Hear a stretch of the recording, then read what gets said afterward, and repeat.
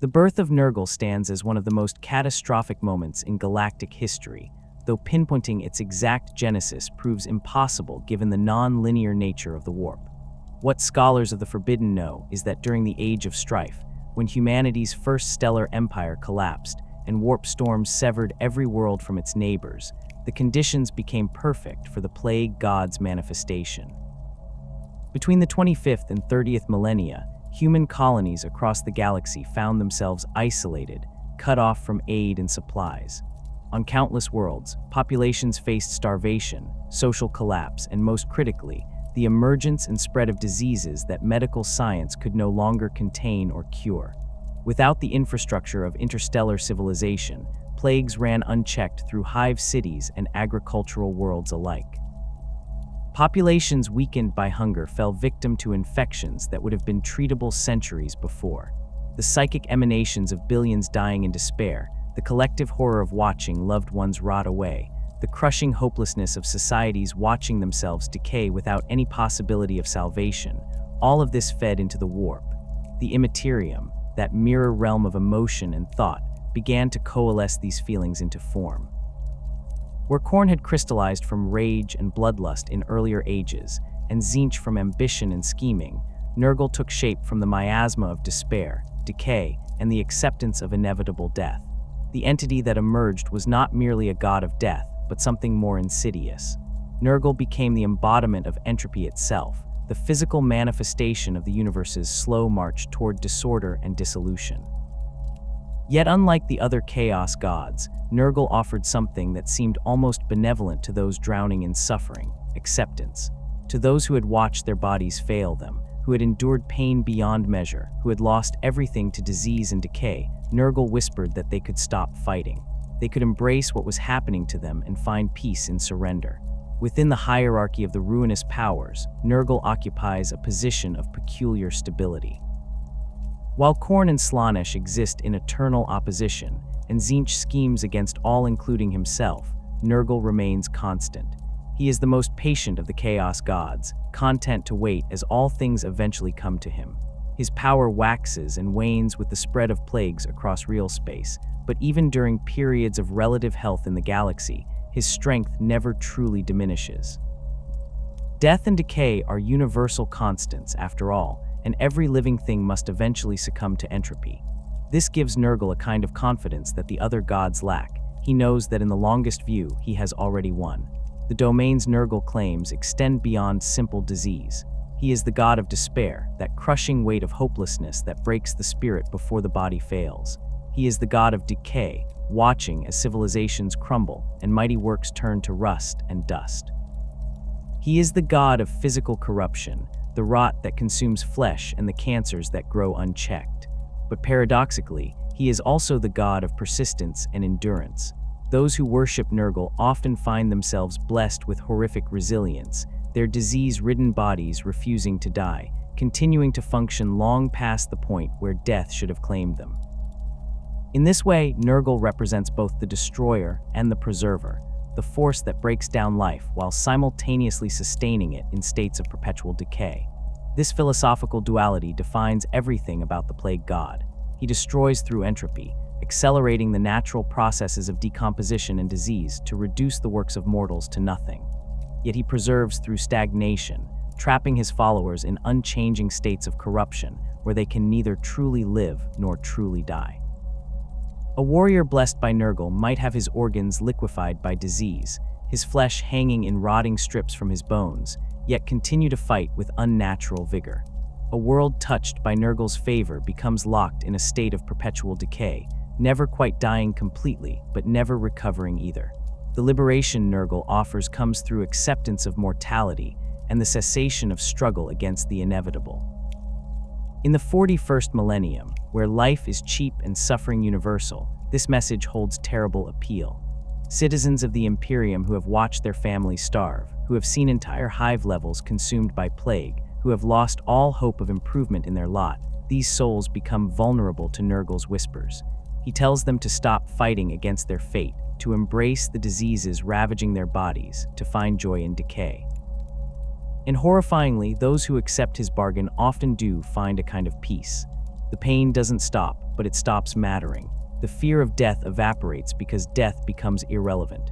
They exist in a state beyond caring, beyond despair, having passed through suffering into a kind of numb contentment. The Garden of Nurgle serves as the physical manifestation of these concepts within the warp. Unlike the brass fortresses of Khorne or the impossible labyrinths of Tzeentch, Nurgle's realm appears almost welcoming at first glance. It takes the form of an impossibly vast garden, with rolling hills and twisted forests stretching to horizons that shift and change. But this is a garden where the flowers are blooming tumors, where the trees drip with pus and bile, where the very ground squelches with rot and corruption. Rivers of filth wind through valleys choked with diseased vegetation. The air itself is thick with spores and contagions, each breath carrying 1,000 different plagues. Yet to Nurgle and his followers, this realm represents paradise. The Plague Lord tends to his garden with genuine affection, moving through it like a doting grandfather inspecting his prized roses. He examines each new disease with the care of a master craftsman, tweaking symptoms, adjusting virulence, perfecting the balance between lethality and transmission. His attention to detail in crafting plagues exceeds that of any mortal scientist. A disease that kills too quickly fails to spread properly.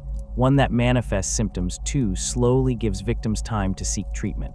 Nurgle works to create the perfect balance, plagues that spread with maximum efficiency while causing maximum suffering. The entities that populate this garden reflect their creator's nature.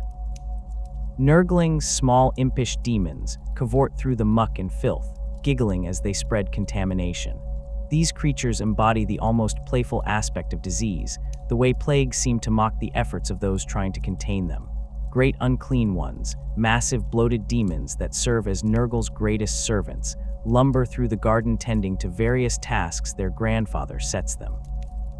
These beings combine immense power with an almost jolly demeanor, their rotting faces split in permanent grins as they go about their work of spreading entropy. The garden exists in a state of constant growth and decay, with new diseases blooming even as old ones wither away. But nothing truly dies in Nurgle's realm. The withered husks of expired plagues simply decompose into the soil, feeding new growths. This endless cycle of death and rebirth mirrors Nurgle's own philosophy. He understands that death is not an ending but a transformation, that decay feeds new life, that from corruption springs new forms of existence. This makes him perhaps the most honest of the Chaos Gods in some ways. He does not promise glory like Khorne, or pleasure like Slaanesh, or power like Tzeentch. He promises only what he is, decay, disease, and the peace that comes from accepting these things.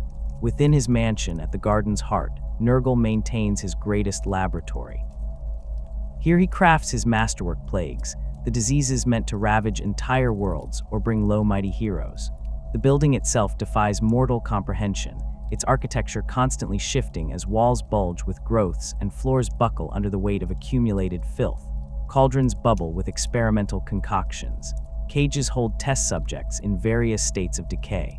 Shelves groan under the weight of carefully labeled samples, each containing a unique strain of some horrific malady. The Plague Lord himself appears as a massive, bloated figure, his body so swollen with disease that his flesh has split in countless places, revealing the corruption within. Yet his face often bears an expression of grandfatherly kindness, and those who have survived encounters with his manifestations report that he speaks with genuine warmth and affection.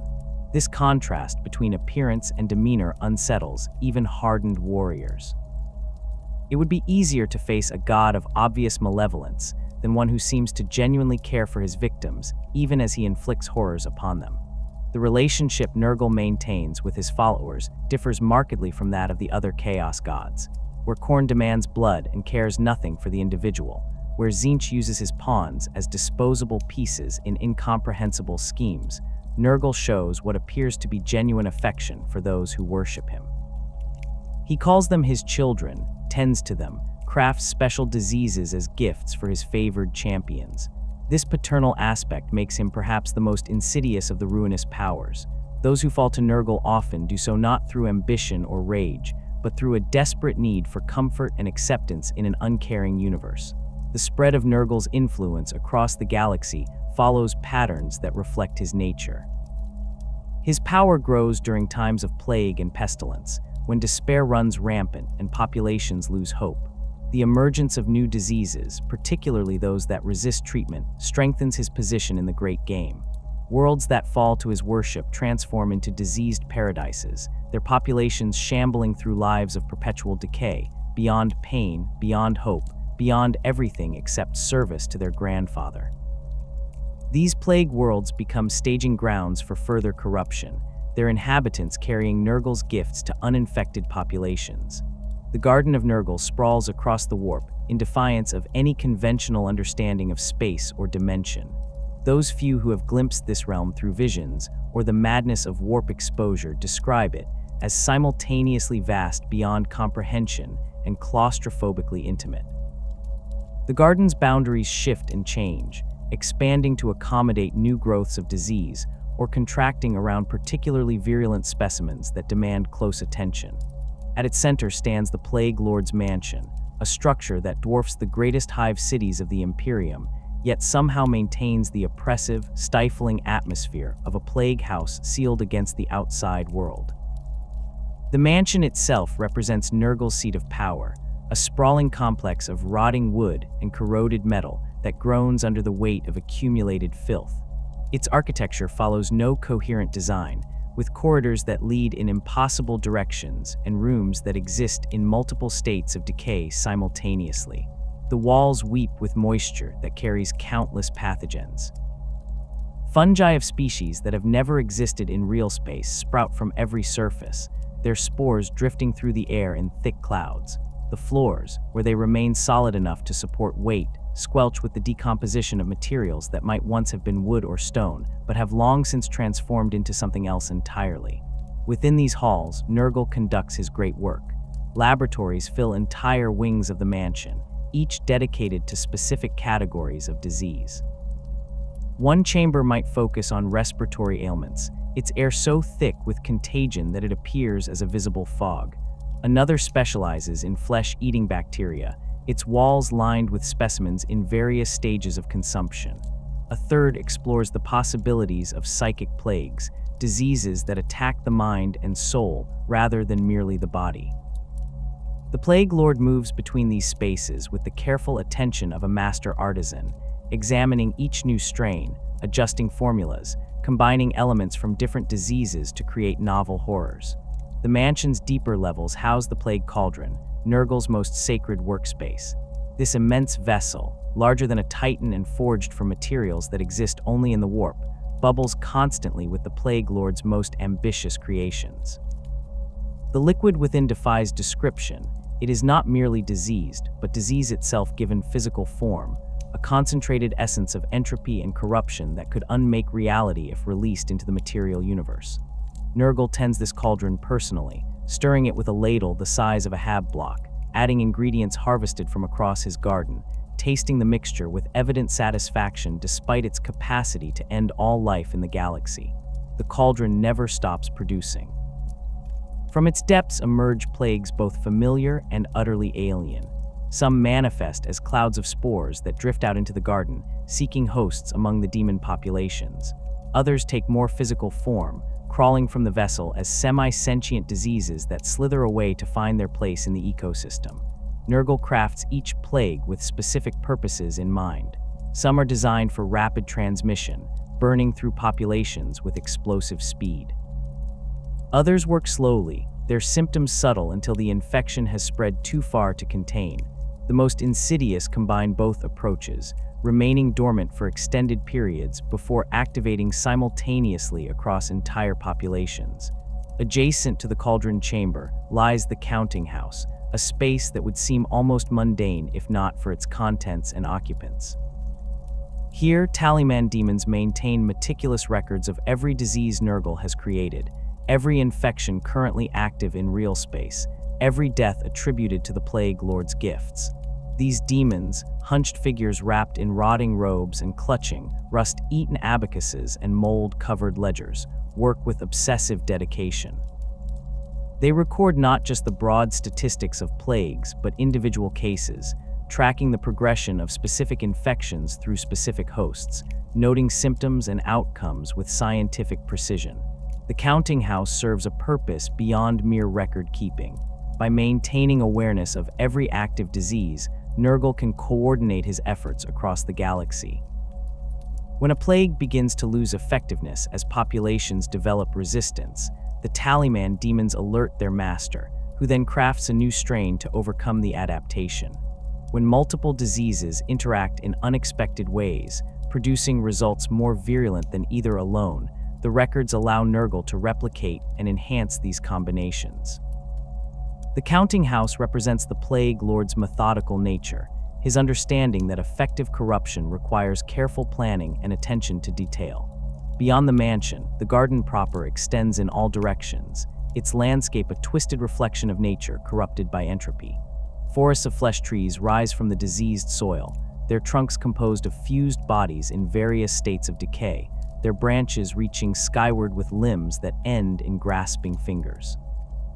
These trees do not grow in any conventional sense, but rather accumulate, drawing in the remains of demons and mortal souls that wander too close, incorporating them into their mass.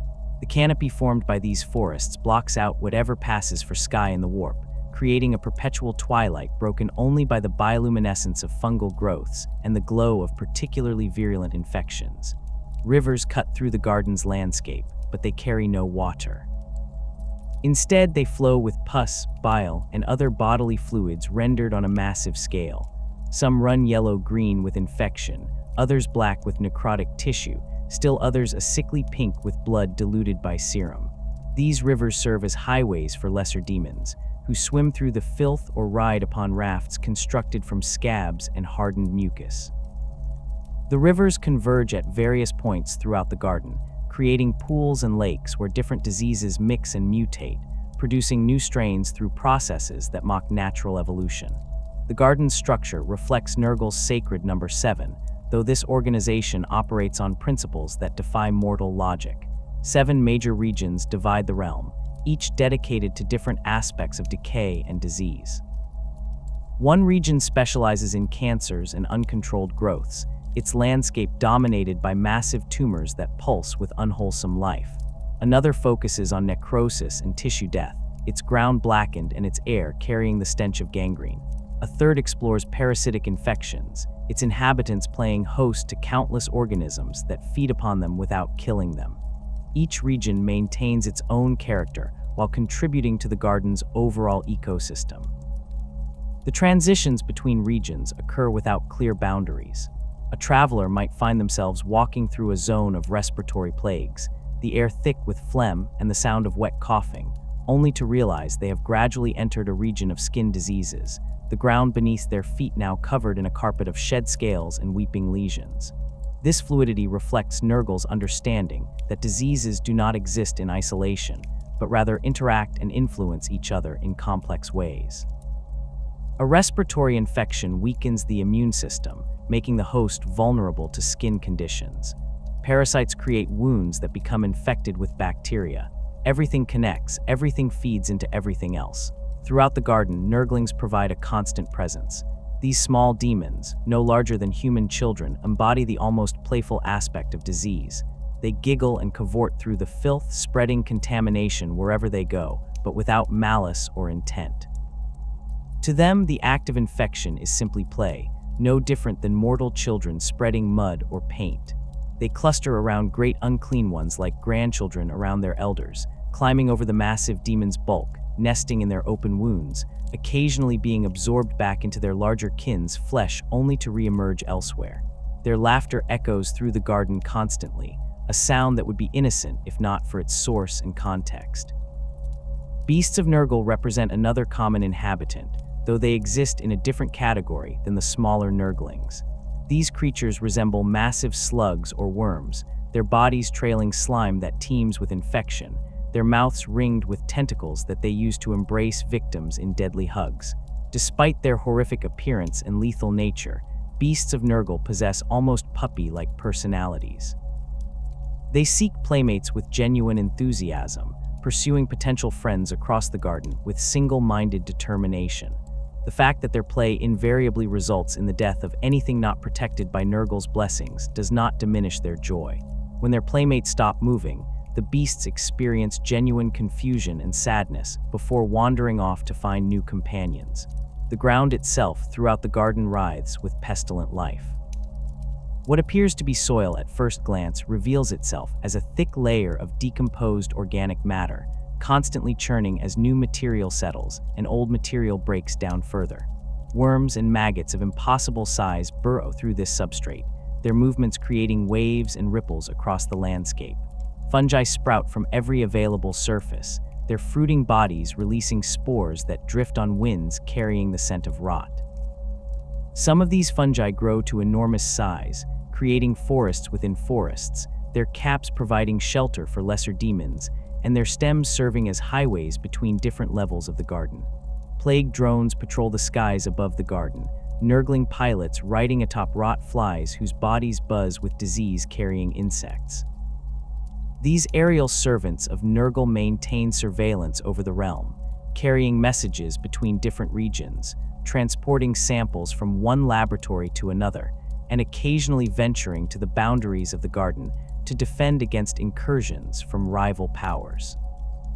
The rot flies themselves represent another example of Nurgle's corrupted ecosystem, massive insects whose bodies serve as hosts to countless smaller parasites, creating a hierarchy of infection that extends down to microscopic levels. Particular locations within the garden hold special significance. The feculent gnarlmoss, ancient trees that serve as gateways between the garden and real space, stand as twisted monuments to Nurgle's power. These trees can manifest in the material universe when conditions prove favorable, creating beachheads for demonic incursions. The plague fountains, where geysers of infected fluid erupt from the ground at regular intervals, serve as gathering places for demons who bathe in the spray to renew their corrupted vigor. The rot gardens, carefully tended plots where Nurgle cultivates particularly precious disease strains, receive the Plague Lord's personal attention, with great unclean ones standing guard to ensure no one disturbs these prized specimens. The garden exists in a state of perpetual activity, despite the stagnation that defines Nurgle's philosophy. This apparent contradiction resolves when one understands that the activity consists of decay itself, the constant process of breaking down and reformation that characterizes entropy. Nothing in the garden ever truly improves or progresses, but neither does it remain static. Instead, it cycles endlessly through states of corruption, each iteration slightly different from the last but fundamentally the same. A structure collapses into ruin, its materials feeding new growths that eventually collapse in turn. A disease runs its course through a population of demons, killing them only for them to reform and become infected again with a new strain. This endless cycling serves Nurgle's purposes perfectly. By maintaining his realm in constant flux while preventing any actual change or improvement, he creates a microcosm of his ideal universe. Everything decays, everything dies, but nothing ever truly ends. The suffering continues forever, but so does existence. His followers find this comforting rather than horrifying, seeing in it a promise that they will never face true oblivion, that their service to the Plague Lord guarantees a form of immortality, even if that immortality consists of endless decay.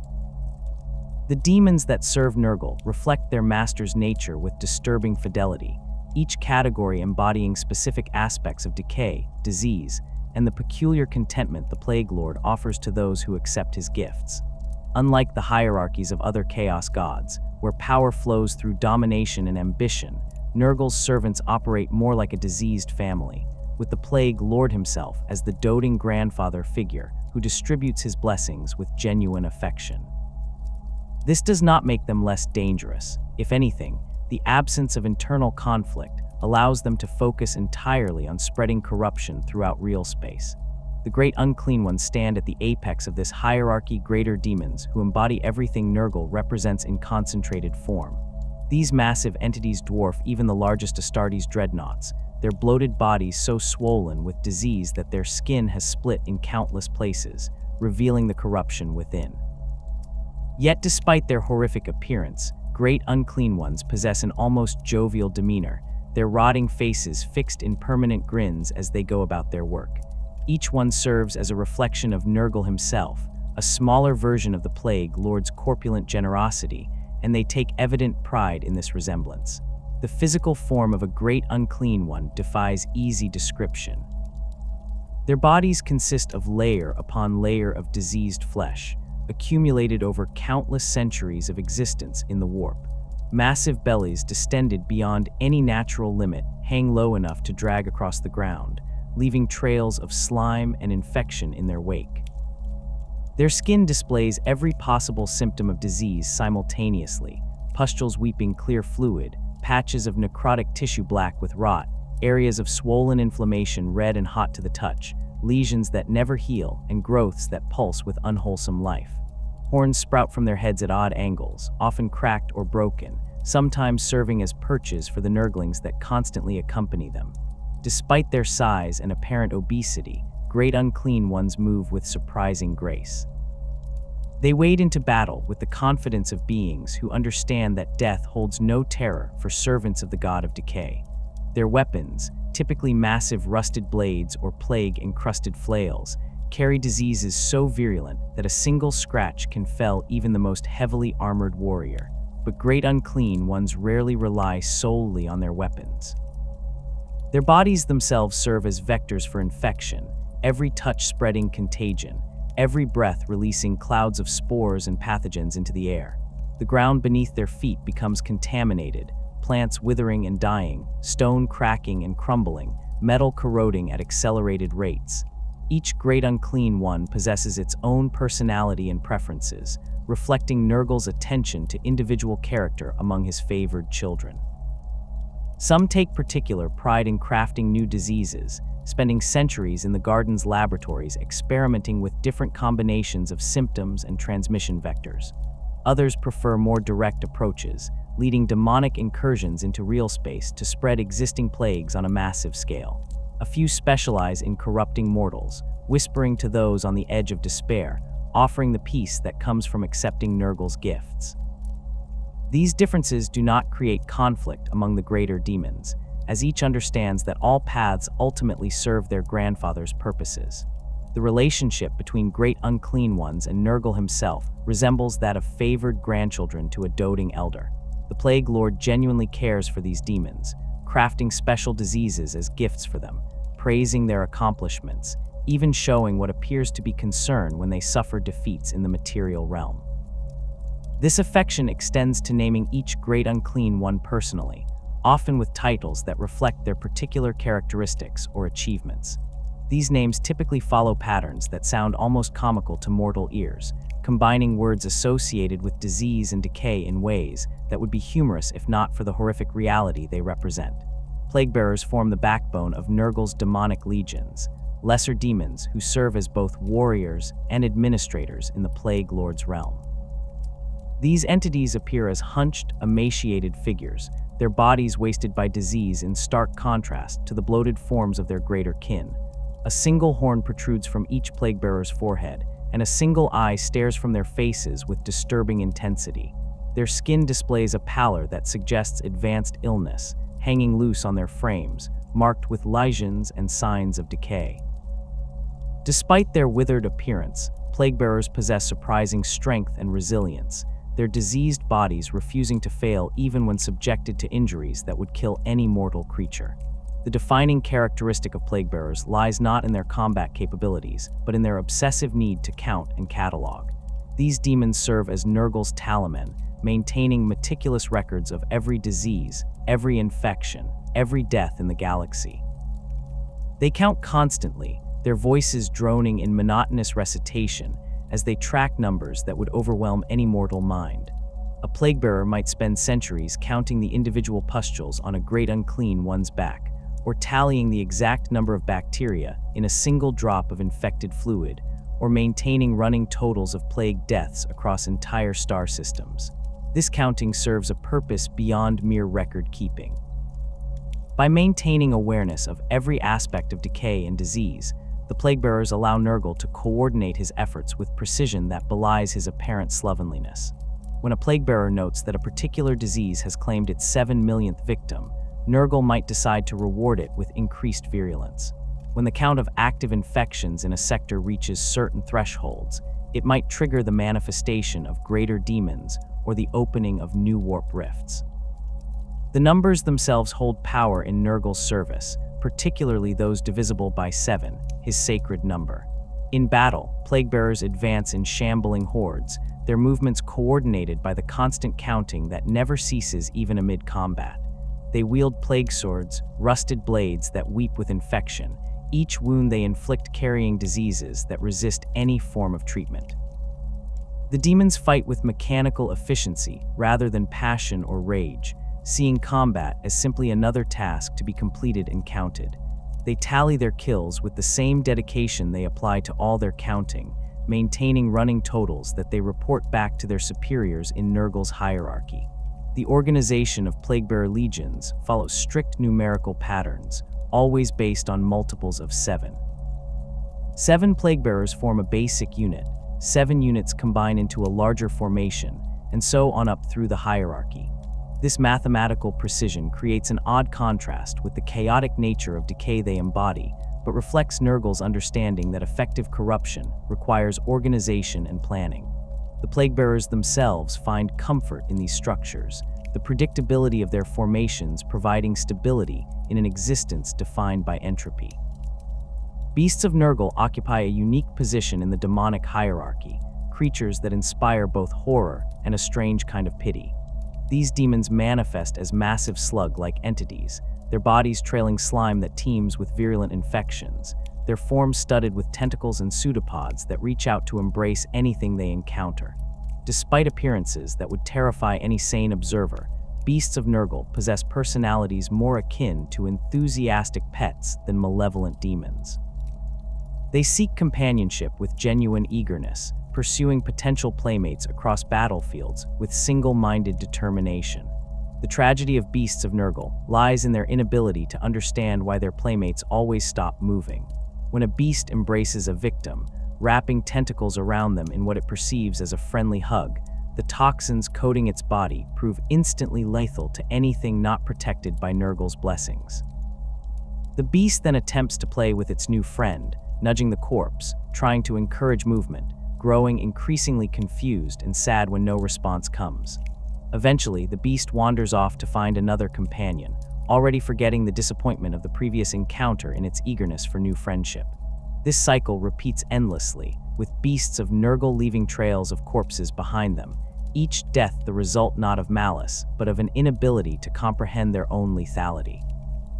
When these creatures manifest in real space, they pursue fleeing enemies with what appears to be joyful enthusiasm, interpreting retreat as an invitation to play chase. The sounds they emit, wet gurgling noises that might be attempts at friendly communication, only add to the horror of encounters with them. Warriors who stand their ground and attempt to fight find themselves grappled by multiple tentacles, each touch burning through armor and flesh with equal ease, while the beast seems genuinely confused about why its new friend is struggling.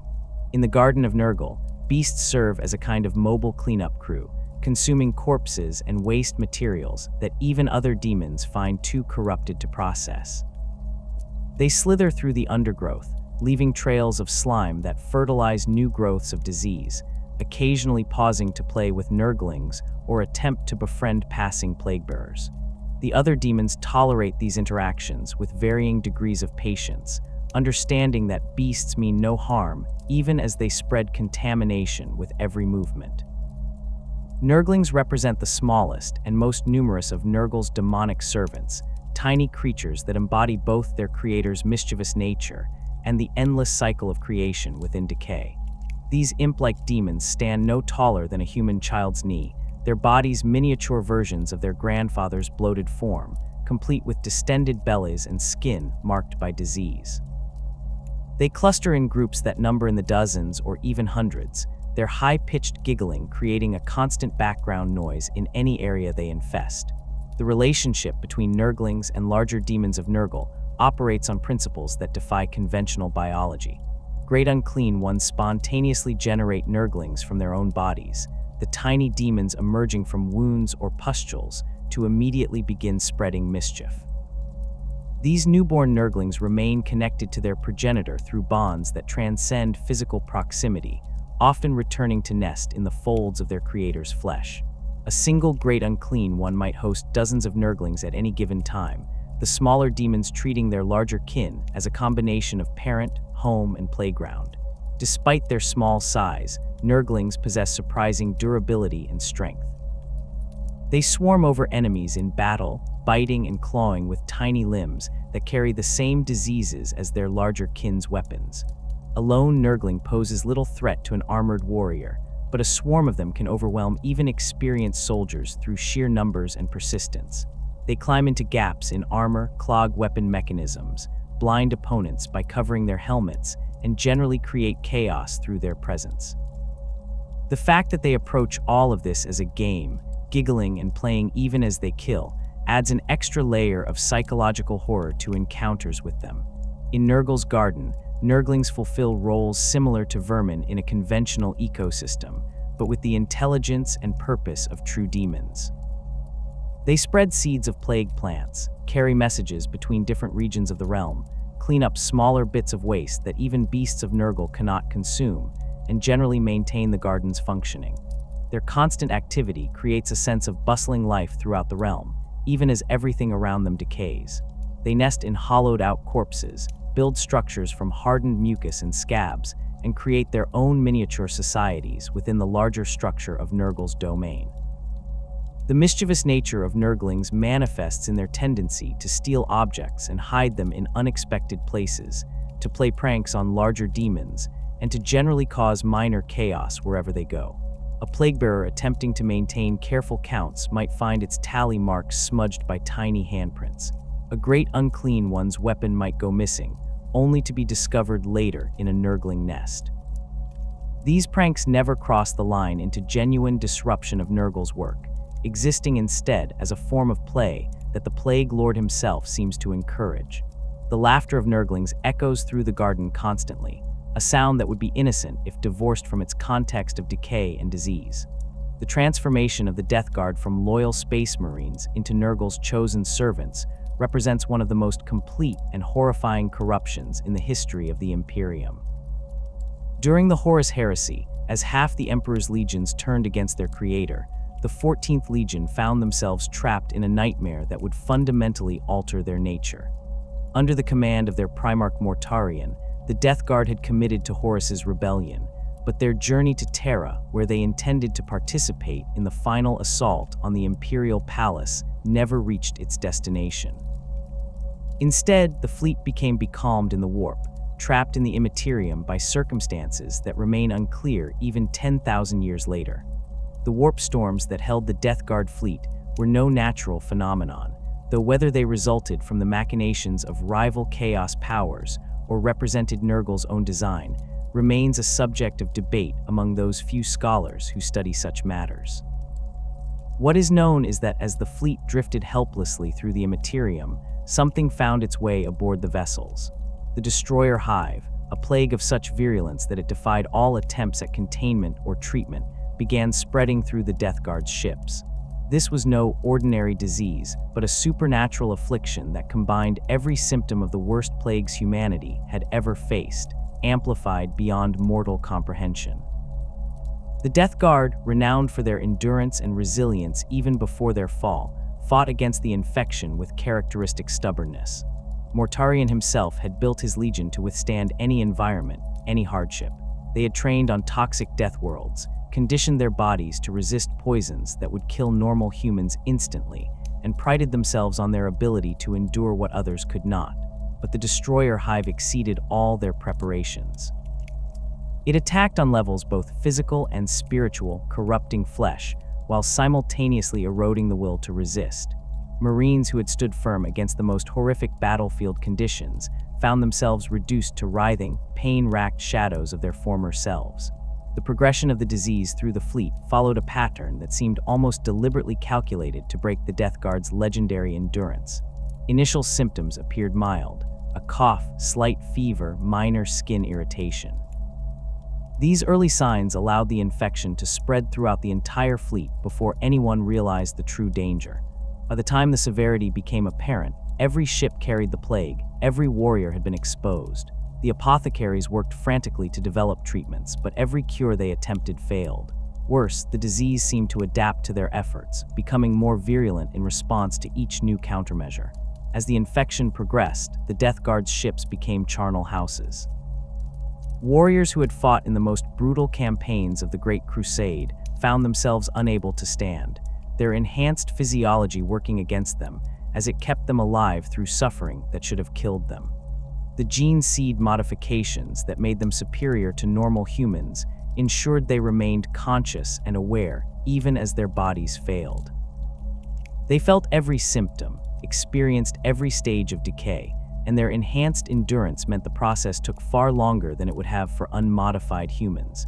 The screams of dying Astartes echoed through corridors that reeked of corruption and rot. Mortarion watched his son suffer with increasing desperation. The Primarch had spent his youth on the plague-ridden world of Barbaros, where toxic mists killed normal humans who ventured too high into the mountains. He had built his body to resist such toxins, had forged his legion in the same crucible of endurance. The idea that disease could defeat where the Emperor's enemies had failed represented a kind of defeat worse than death.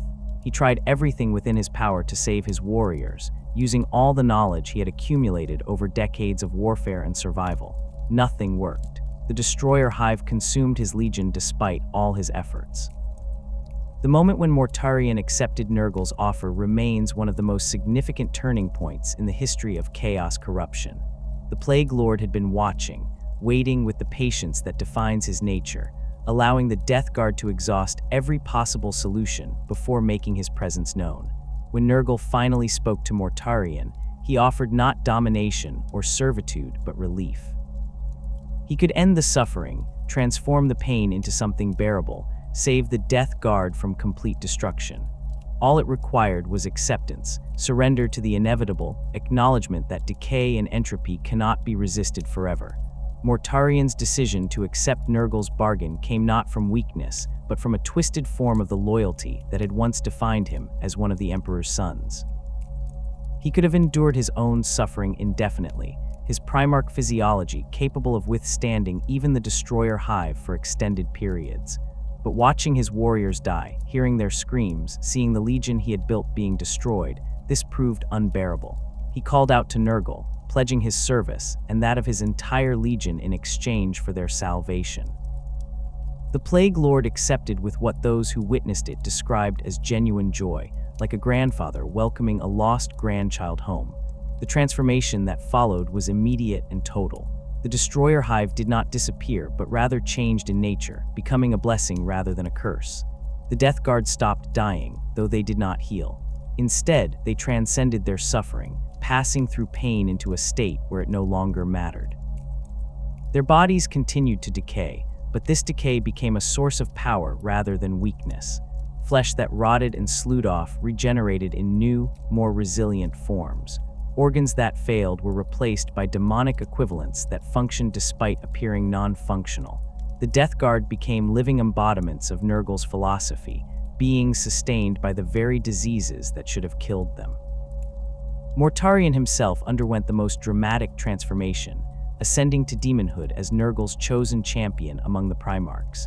His already considerable size increased further, his body swelling with corruption while maintaining the gaunt, skeletal appearance that had always characterized him. Massive wings sprouted from his back, resembling those of enormous flies, their membranes torn and rotting, yet capable of bearing his weight through both real space and the warp. His signature weapon, the Scythe's Silence, became infused with demonic power, its blade capable of cutting through reality itself while spreading plagues with every strike. The Demon Primarch's relationship with his patron god differs from the simple servitude most might expect. Mortarion accepted Nurgle's gifts out of necessity rather than genuine worship, and this resentment never fully disappeared.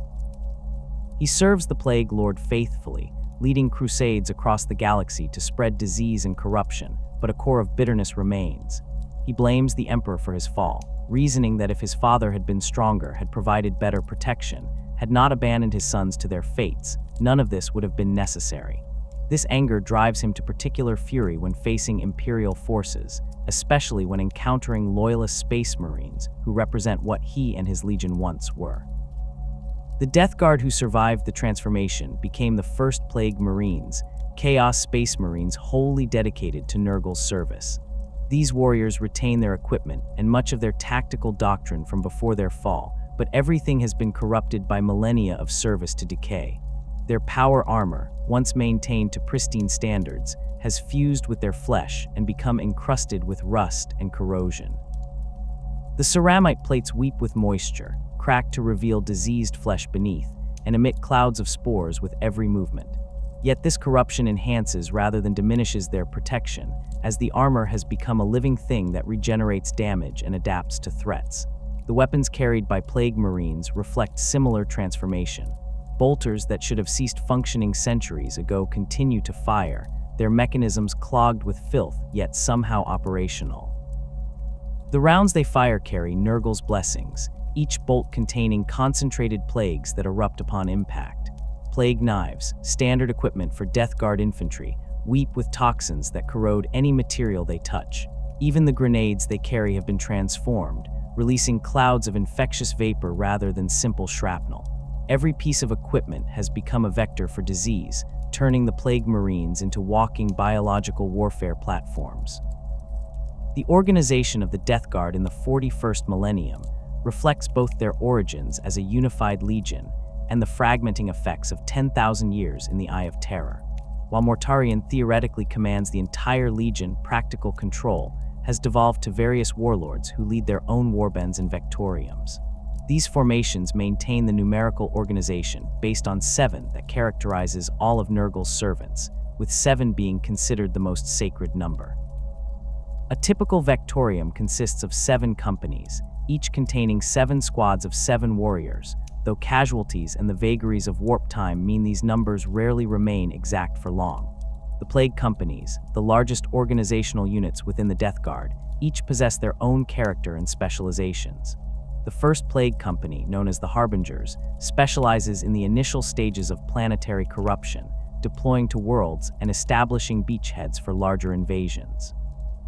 The second Plague Company, the Inexorable, focuses on siege warfare, grinding down enemy defenses through attrition and the spread of plagues that weaken defenders over time. The third Plague Company serves as Mortarion's personal guard, accompanying the Demon Primarch on his campaigns and receiving his direct attention in the crafting of new diseases. Beyond these main formations, numerous smaller warbands operate with varying degrees of independence from Mortarion's direct command.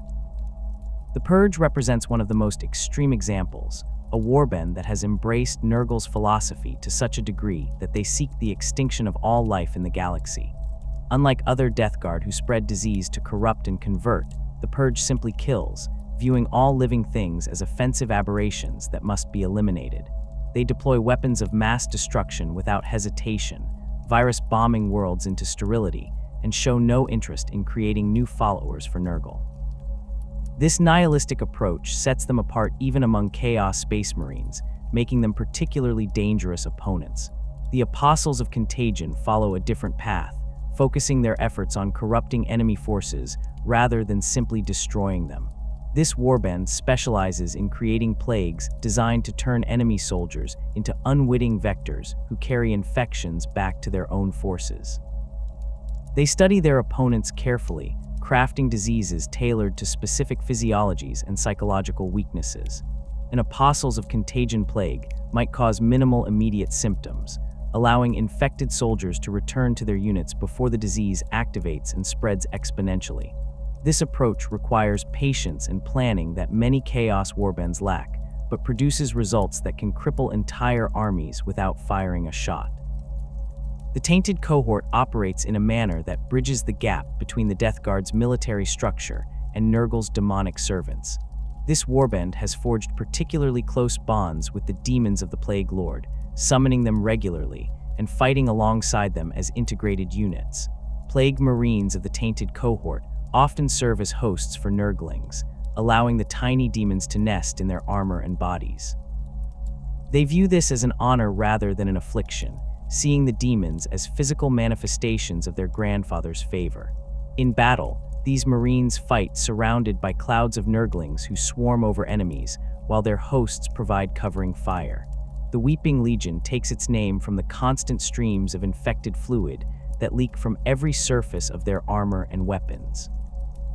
This warband has embraced diseases that cause excessive fluid production, transforming themselves into walking fountains of contagion. They specialize in fighting in enclosed spaces, where their presence quickly contaminates the entire environment. Shipboarding actions represent their preferred form of warfare, as the recycled atmosphere systems of spacecraft spread their infections throughout entire vessels within hours. Entire Imperial Navy crews have been found dead at their stations, drowned in fluids produced by their own corrupted bodies after encounters with the Weeping Legion. Smaller formations called sepsis cohorts operate as specialized units within the larger warbands, each focusing on particular aspects of Nurgle's gifts. Some cohorts specialize in fast-moving infections that overwhelm enemies quickly, fielding units mounted on corrupted vehicles or riding demon engines. Others focus on slow-burning plagues that take months or years to manifest fully, infiltrating enemy territory and spreading diseases that won't activate until specific conditions are met. Still others experiment with psychic plagues, working alongside chaos sorcerers to create afflictions that attack the mind and soul rather than merely the body. Beyond the Death Guard proper, Nurgle's mortal followers include Plague Marines from other legions and chapters who have turned to the Plague Lord's service. These warriors lack the unified culture and organization of the Death Guard, but often bring their own specializations and approaches to spreading corruption. A former Ultramarine who has embraced Nurgle might retain his original legion's tactical flexibility, adapting the Codex Astartes principles to biological warfare. A fallen space wolf might combine the ferocity of his chapter with the resilience Nurgle provides, creating a particularly aggressive form of Plague Marine. Chaos cultists dedicated to Nurgle represent another significant category of mortal followers, ordinary humans who have accepted the Plague Lord's gifts in exchange for relief from suffering or promises of power. These cultists range from desperate plague victims, seeking any escape from their pain, to calculated individuals who see service to Nurgle as a path to influence and authority. They organize themselves into cells and covens, spreading disease through imperial populations, sabotaging medical facilities, and preparing the way for larger chaos incursions. Many cultists bear visible signs of their devotion, their bodies marked by diseases they have learned to survive and even weaponize. The most horrifying category of Nurgle's mortal servants exists in the form of poxwalkers, shambling plague zombies that follow in the wake of Death Guard armies. These creatures were once human, but infection with the walking pox has reduced them to mindless automatons driven only by the urge to spread their disease to others. The walking pox itself represents one of Nurgle's most insidious creations, a supernatural plague that kills its victims, then reanimates their corpses as infectious undead. Poxwalkers retain enough motor function to walk, grasp, and bite, but all higher brain function has been destroyed. They feel no pain, fear no death, and pursue the living with relentless determination. The spread of poxwalkers during Death Guard campaigns creates cascading effects that can overwhelm defenders through sheer numbers. Each person killed by a poxwalker rises as a new member of the horde, turning enemy casualties into additional attackers. Defenders who successfully kill poxwalkers find themselves facing the reanimated corpses of their own comrades, a psychological burden that breaks morale as effectively as any weapon.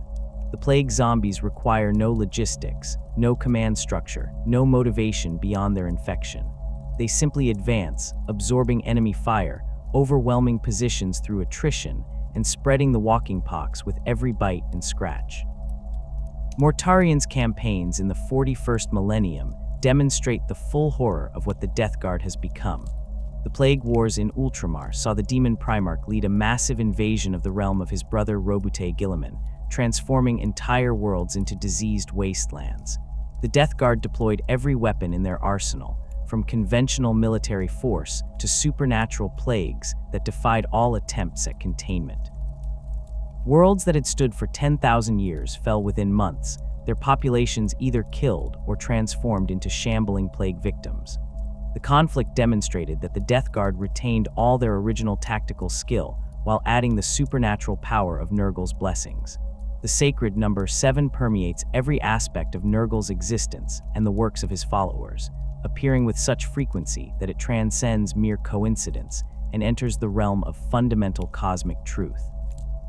This number appears not just in the obvious organizational structures of his demonic legions, but woven into the very fabric of how disease and decay manifest in real space. The 7 plagues of Nurgle represent the Plague Lord's greatest achievements in biological warfare, each one a masterwork of suffering that has claimed billions of lives across the galaxy. These are not simply diseases, but fundamental forces of entropy given physical form, plagues that operate on levels both material and supernatural. The first of these great plagues, known as Nurgle's Rot, transforms its victims into plague-bearers upon death, their souls claimed by the Plague Lord and their bodies reconstituted as demons in his service. This disease attacks on both physical and spiritual levels simultaneously, causing the flesh to waste away, while the victim's soul becomes increasingly bound to Nurgle's realm. Those infected experience a gradual loss of identity as their individual consciousness merges with the collective awareness of the Plaguebearer legions. The transformation process continues even after physical death, with the corpse dissolving into the warp only to reform in the Garden of Nurgle as a fully formed demon. Imperial authorities fear this plague above almost all others because it represents not just death but the complete loss of the soul, denying the Emperor's protection even in the afterlife. The walking pox, another of the 7 great plagues, has already been discussed in its role creating poxwalker hordes, but its significance extends beyond simple reanimation. This disease represents Nurgle's mockery of life itself, creating a state that is neither truly alive nor fully dead. Victims retain just enough awareness to understand what has happened to them in the final moments before higher brain function ceases, experiencing the horror of their own transformation before consciousness fades. The plague spreads through any contact with infected individuals, making containment nearly impossible once it establishes itself in a population. Entire hive cities have fallen to the walking pox, their billions of inhabitants transformed into shambling hordes that then spread to neighboring settlements. The Destroyer Hive, which broke the Death Guard during the Horus Heresy, stands as perhaps the most virulent of the 7 great plagues. This supernatural affliction combines symptoms from every major disease humanity has ever faced, creating a cascade of failures throughout the body that overwhelms even enhanced space marine physiology. The hive adapts to any treatment attempted against it, learning from each countermeasure and becoming more resistant. Victims experience every form of suffering simultaneously: the respiratory failure of pneumonia, the bleeding of hemorrhagic fevers, the tissue necrosis of flesh-eating bacteria, the uncontrolled growth of cancers, all while remaining conscious through Nurgle's cruel mercy. The Death Guard carry this plague within their bodies still, their very presence spreading it to unprotected populations. The oozing pox manifests as a disease that causes the victim's body to essentially dissolve from within, all solid tissues gradually liquefying while the victim remains alive and aware. This process begins subtly, with minor fluid retention and soft tissue swelling, but accelerates rapidly once it reaches critical stages. Bones soften and bend, muscles lose cohesion and slide off their attachments, organs rupture and merge into undifferentiated masses. Throughout this horrific transformation, the nervous system remains functional, ensuring the victim experiences every moment of their dissolution. Those who witness the final stages of the oozing pox often suffer psychological trauma that makes them vulnerable to Nurgle's whispers, the memory of such suffering breaking their will to resist. The crimson flux attacks the circulatory system, causing uncontrolled bleeding from every orifice while simultaneously preventing the blood from clotting.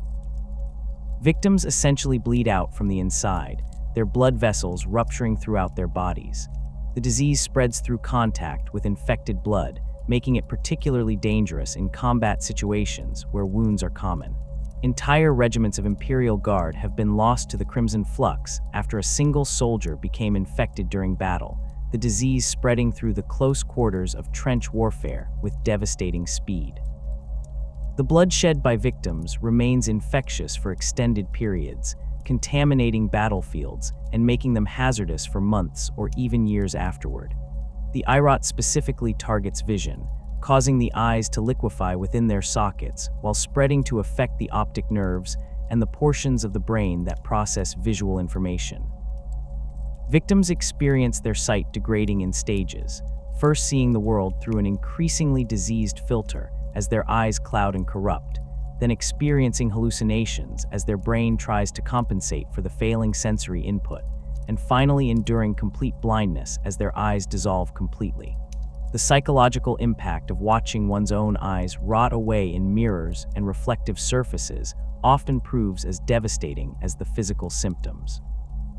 Populations struck by eye rot find themselves helpless, unable to maintain their societies or defend themselves, easy prey for further corruption. The seventh Great Plague remains unnamed and unknown to imperial scholars, kept secret by Nurgle himself for reasons only the Plague Lord understands. Rumors suggest this disease has never been deployed in real space, held in reserve for some future moment when its release will achieve maximum effect. Some theorize it represents a plague capable of affecting the Emperor himself, a disease crafted specifically to corrupt the master of mankind. Others believe it targets the Astronomicon or some other fundamental structure of imperial civilization. The truth remains hidden in Nurgle's laboratories, where the Plague Lord tends to this ultimate creation with special care. Beyond these 7 great plagues, the number 7 manifests throughout Nurgle's symbolism and the organization of his followers. Death Guard Vectoriums organize into groups of 7 whenever possible, with 7 squads forming a company and 7 companies forming a Vectorium. Rituals of corruption typically involve 7 participants or 7 repetitions of key phrases and actions. Diseases reach critical stages after 7 days, or 7 weeks, or 7 months. The Garden of Nurgle divides into 7 major regions, each tended by 7 great unclean ones of particular power and favor. Even the counting obsession of plague-bearers focuses on multiples of 7, with these numbers holding special significance in their endless tallies. The iconography associated with Nurgle carries meanings that extend beyond simple identification.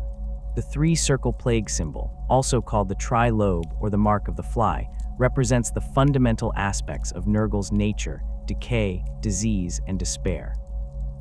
These 3 circles overlap in specific patterns, their intersection creating spaces that symbolize the transformation from life to death to undeath. The symbol appears on the armor of plague marines, carved into the hulls of Death Guard vessels, and branded into the flesh of cultists. When properly inscribed with the correct rituals, the symbol can serve as a focus for Nurgle's power, creating areas where the boundary between real space and the warp thins enough for demons to manifest.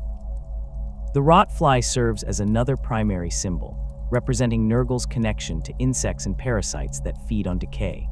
These massive demonic flies bear only superficial resemblance to their natural counterparts, having grown to enormous size and developed intelligence that allows them to serve as mounts for plague drones. The image of the rot fly appears frequently in Nurgle iconography, sometimes rendered realistically and sometimes abstracted into geometric patterns. Cultists often breed normal flies in enormous numbers as offerings to their god, releasing clouds of insects to spread disease and create environments of filth that please the Plague Lord.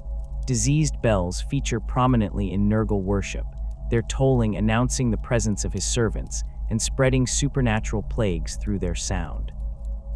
The most powerful of these bells are ancient artifacts, some dating back to the Horus Heresy or even earlier, their bronze corroded green with age and their surfaces crawling with rust.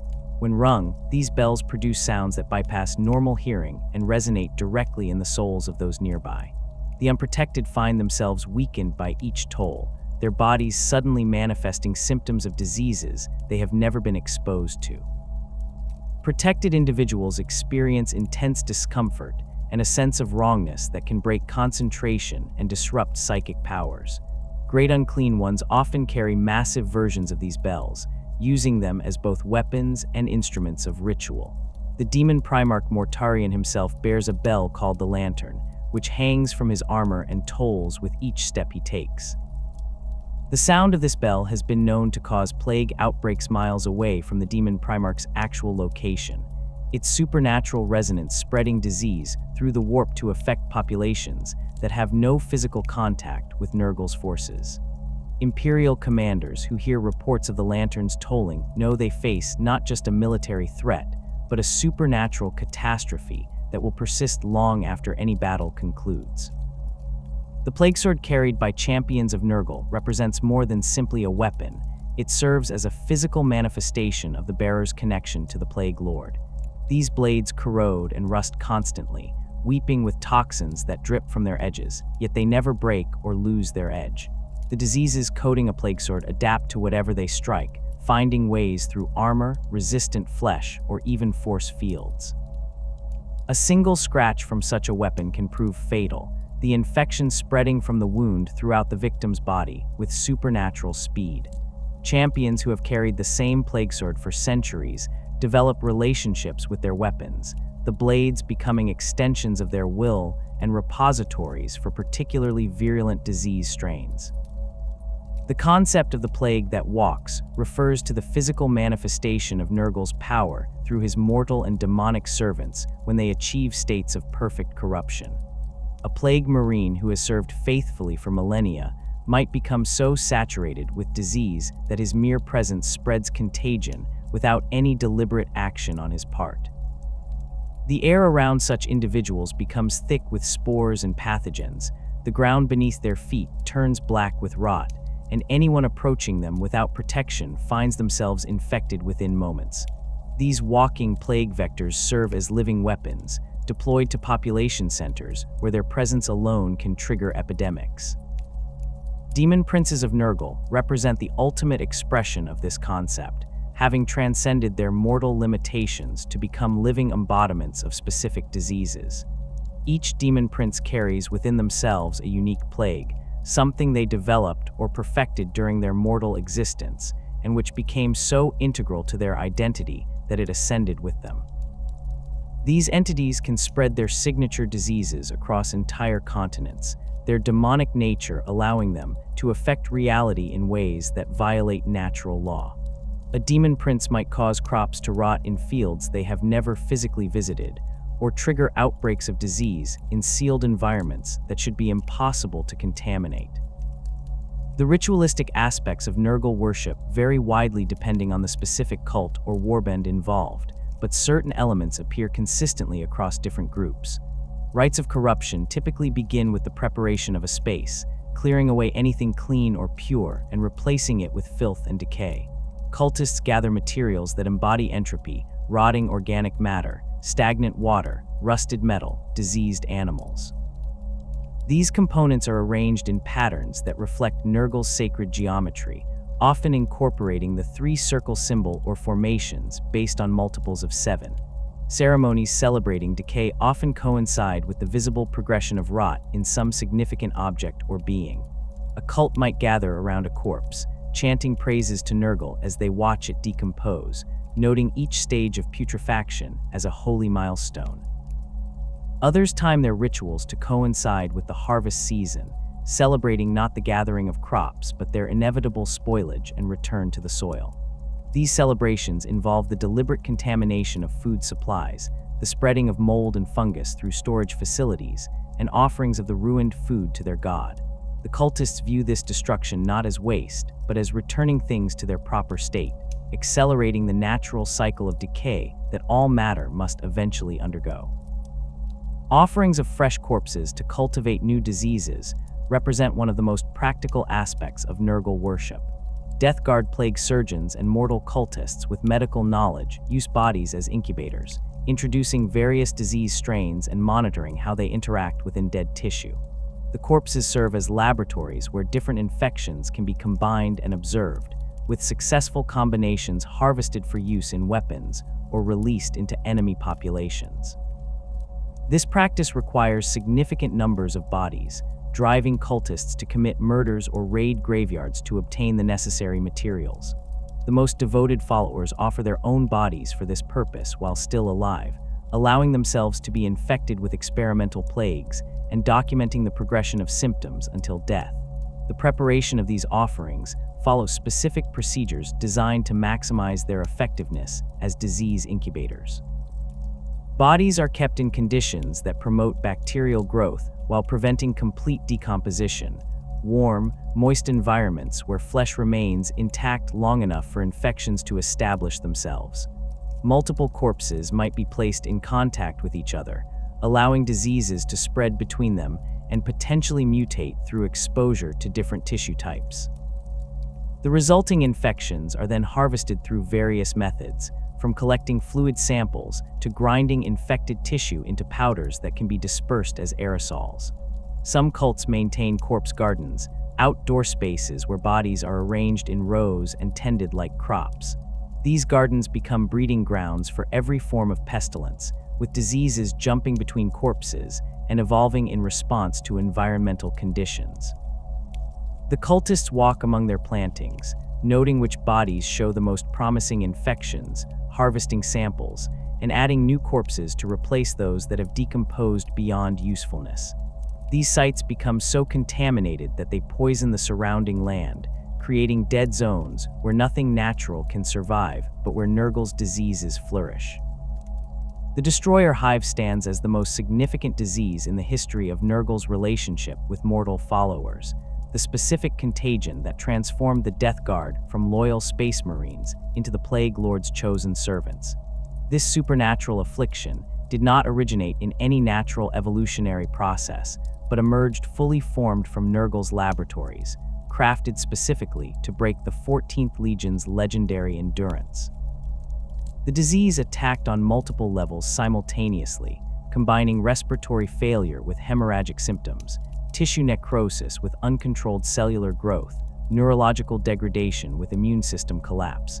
Every organ system faced assault from multiple vectors at once, overwhelming even the enhanced physiology of Adeptus Astartes. The progression of the Destroyer Hive through the Death Guard fleet followed a pattern that seemed designed to maximize suffering while preventing death. Initial symptoms manifested as minor respiratory irritation and slight fever, easily dismissed by warriors accustomed to fighting in toxic environments. This allowed the disease to spread throughout the entire fleet before anyone recognized the danger. Within days, the symptoms intensified exponentially. Warriors found themselves coughing up chunks of liquefied lung tissue. Their skin erupted in pustules that wept clear fluid teeming with infection. Muscles began to necrotize, turning black beneath the skin while remaining partially functional. The gene seed modifications that made Space Marines superior to baseline humans became a curse, keeping them alive and conscious through suffering that would have killed normal mortals within hours. The Death Guard's apothecaries worked frantically to develop countermeasures, but the Destroyer Hive adapted to every treatment they attempted. Antibiotics that should have been effective proved useless as the disease mutated around them. Surgical interventions to remove infected tissue failed as the infection spread faster than it could be cut away. Even radical procedures like organ replacement accomplished nothing, as the disease attacked the new organs as quickly as the old ones. The apothecaries watched helplessly as their brothers deteriorated, their medical knowledge and experience rendered worthless against this supernatural plague. The physical symptoms, horrific as they were, represented only part of the Destroyer Hive's assault. The disease also attacked the mind and spirit, eroding the will to resist through constant, unrelenting pain. Space Marines were conditioned to endure suffering, trained to fight through injuries that would incapacitate normal soldiers. But the Destroyer Hive exceeded all their conditioning. The pain never stopped, never even diminished. It built upon itself in waves, each surge worse than the last, until even the most stoic warriors found themselves screaming. This psychological assault proved as effective as the physical corruption, breaking down the mental barriers that separated the Death Guard from despair. When Mortarion finally accepted Nurgle's bargain, the Destroyer Hive did not disappear. Instead, it transformed in nature, becoming the foundation of the Death Guard's new existence. The disease that had been killing them became the source of their power, granting them resilience that exceeded even their original Space Marine durability. Their bodies continued to decay, but this decay no longer progressed toward death. Instead, it reached a state of equilibrium where rot and regeneration balanced each other, creating warriors who could survive injuries that would destroy normal Chaos Space Marines. Bolter rounds that punched through their armor found organs that no longer served vital functions. Blades that should have severed limbs cut through flesh that had already necrotized yet remained functional. The Destroyer Hive had become part of their fundamental nature, inseparable from what they now were. The transformation process from mortal to plague marine involves gradual physical corruption that extends far beyond simple infection with the destroyer hive. New initiates into the Death Guard, whether they come from captured loyalist space marines or aspirants raised in the Eye of Terror, undergo changes that restructure them on a cellular level. Their flesh begins to swell and bloat, accumulating fluids that would normally drain away, but instead remain trapped within expanding tissues. Their skin takes on a pallor that suggests advanced illness, sometimes greenish, sometimes gray, occasionally displaying patches of different colors as various infections compete for dominance. Lesions open across their bodies, weeping constantly but never healing, becoming permanent features that serve as homes for the Nurglings that accompany most plague marines. The internal changes prove even more dramatic than the external ones. Organs that should be vital become redundant as demonic equivalents take over their functions. A plague marine's heart might stop beating entirely, replaced by some supernatural process that circulates blood through sheer force of Nurgle's will. Lungs fill with fluid and collapse, yet the warrior continues to breathe through mechanisms that defy biological understanding. The digestive system transforms into a breeding ground for diseases, every meal becoming an opportunity for new infections to establish themselves. Some plague marines develop entirely new organs that serve no purpose in conventional biology, but fulfill roles in Nurgle's corrupted ecosystem, producing toxins or generating spores that spread with every breath. The fusion of armor with flesh represents one of the most visible aspects of this transformation. Power armor that was designed to be removed for maintenance and repair becomes permanently bonded to the wearer's body. Ceramite plates sink into swollen flesh, their edges disappearing beneath layers of corrupted tissue. The armor's internal systems merge with the marine's nervous system, creating direct connections that allow for faster response times, but also mean damage to the armor translates to pain for the wearer. Rust and corrosion that should render the armor useless instead become part of its structure, the oxidized metal somehow maintaining its protective qualities, while taking on a diseased appearance that mirrors the corruption of the flesh beneath. This process of physical corruption occurs alongside psychological changes that prove equally fundamental to the transformation. New plague marines initially resist what is happening to them, fighting against the diseases ravaging their bodies, trying to maintain some connection to their former existence. But the constant pain and the gradual erosion of everything they once were eventually breaks down this resistance. They pass through stages of denial, anger, and despair before reaching a state that Nurgle's followers call acceptance. At this point, the pain does not stop but ceases to matter. The horror of their transformation becomes irrelevant. They find themselves capable of looking at their rotting flesh, their exposed organs, their bodies that should be dead, and feeling nothing but contentment. This psychological shift represents the core of what Nurgle offers his followers. The Plague Lord does not promise to end suffering or restore what has been lost. Instead, he offers liberation from caring about these things. A Plague Marine who has fully embraced this philosophy can watch his arm rot off and simply pick up his weapon with the other hand, unbothered by the loss. He can feel his organs liquefying inside his body and continue fighting without concern. The fear of death that motivates most warriors becomes meaningless to someone who has already passed beyond death into a state where such distinctions no longer apply. The concept of Nurgle's gifts as blessings rather than curses stems from this fundamental reordering of priorities and perceptions. To an outside observer, a Plague Marine appears to be suffering from countless horrific diseases, his body a mass of corruption that should not be able to function. But from the Marine's own perspective, each disease represents a gift from his grandfather, a mark of favor that sets him apart from unblessed mortals. The immunity to pain that comes with full acceptance of Nurgle's gifts allows Plague Marines to fight through injuries that would incapacitate others. A warrior who feels no pain from a severed limb can continue combat without the shock and trauma that normally accompanies such wounds. The supernatural endurance granted by Nurgle's blessings exceeds even the considerable durability of unmodified Chaos Space Marines. Plague Marines have been documented continuing to fight after suffering injuries that should be instantly fatal. Decapitated bodies have taken several more steps before collapsing, their nervous systems so corrupted that the loss of the brain does not immediately stop motor function. Warriors with their torsos blown open by last cannon fire have remained standing long enough to return fire, their internal organs spilling out while they calmly aimed and fired their weapons. This resilience comes not from any conventional toughness, but from the fundamental transformation of what it means to be alive for these warriors. They exist in a state between life and death, where normal biological rules no longer apply. Nurgle's rot represents perhaps the most insidious of the Plague Lord's major diseases after the Destroyer Hive, a supernatural affliction that claims not just the body, but the soul itself. This disease manifests initially as a wasting condition, causing flesh to deteriorate and slough away while the victim remains conscious and aware. The progression follows a predictable pattern, with extremities affected first, fingers and toes blackening and falling off, then limbs withering as muscle and fat waste away. The torso and head remain relatively intact longer, ensuring the victim can observe their own dissolution.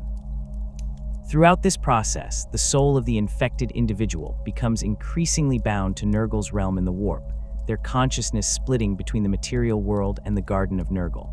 The final stage of Nurgle's rot occurs at the moment of death, when the victim's body dissolves entirely and their soul manifests in the garden as a fully formed plague-bearer.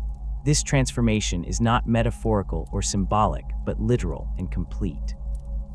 The individual who died in real space awakens as a demon in Nurgle's service, their memories of mortal existence fading, but never disappearing entirely. These transformed souls retain enough of their former identity to experience the horror of what they have become, at least initially, before the counting obsession that defines plague-bearers consumes their remaining personality. The disease thus represents not merely death but damnation, denying the Emperor's protection and ensuring the victim serves Nurgle for eternity. Imperial authorities consider Nurgle's rot one of the most dangerous diseases in existence, not because of its lethality, which is actually relatively low compared to more aggressive plagues, but because of its spiritual implications. A world infected with Nurgle's rot faces not just a medical crisis, but a theological one. Every death feeds Nurgle's armies directly, transforming loyal Imperial citizens into demons that will eventually return to attack their former homes. Quarantine protocols for Nurgle's rot are consequently extreme, often involving the complete sterilization of infected populations through orbital bombardment or virus weapons. The Inquisition considers even exposure to Nurgle's rot sufficient grounds for execution, as the disease can remain dormant for years before manifesting. The walking pox operates on different principles than Nurgle's rot, but achieves similar results in creating armies of corrupted beings to serve the Plague Lord. This disease kills its victims relatively quickly, usually within days of infection, but then reanimates their corpses as poxwalkers. The reanimation process begins almost immediately after death, with the body rising within minutes to shamble after the living. These plague zombies retain no trace of their former personalities or intelligence, operating on pure instinct to spread their infection through bites and scratches. The walking pox spreads with terrifying efficiency through any population it reaches, each victim becoming a vector for further transmission, creating exponential growth that can overwhelm entire hive cities within weeks. The zombie plague represents a variant of the walking pox that produces different results, creating undead that retain slightly more of their former capabilities. Victims of the zombie plague rise with enough motor control to operate simple weapons and follow basic commands, making them more useful as military assets than the shambling poxwalkers. Some Death Guard warbands cultivate the zombie plague specifically for this purpose, infecting enemy populations, then harvesting the resulting undead to serve as expendable troops. These zombies lack the exponential spread of poxwalkers, as the zombie plague does not transmit through simple contact, but they provide more tactical flexibility in exchange for this limitation. Beyond these major plagues, Nurgle's arsenal includes countless other contagions, each crafted for specific purposes or simply as experiments in the art of disease. The eye rot attacks vision, causing the eyes to liquefy within their sockets while spreading to the optic nerves and visual processing centers of the brain. Victims experience their sight degrading in stages, first seeing the world through an increasingly clouded filter, then suffering hallucinations as their brain attempts to compensate for failing sensory input, finally enduring complete blindness as their eyes dissolve. The psychological impact of watching one's own eyes rot away often proves as devastating as the physical symptoms, breaking the will of entire populations who would rather accept Nurgle's gifts than continue suffering.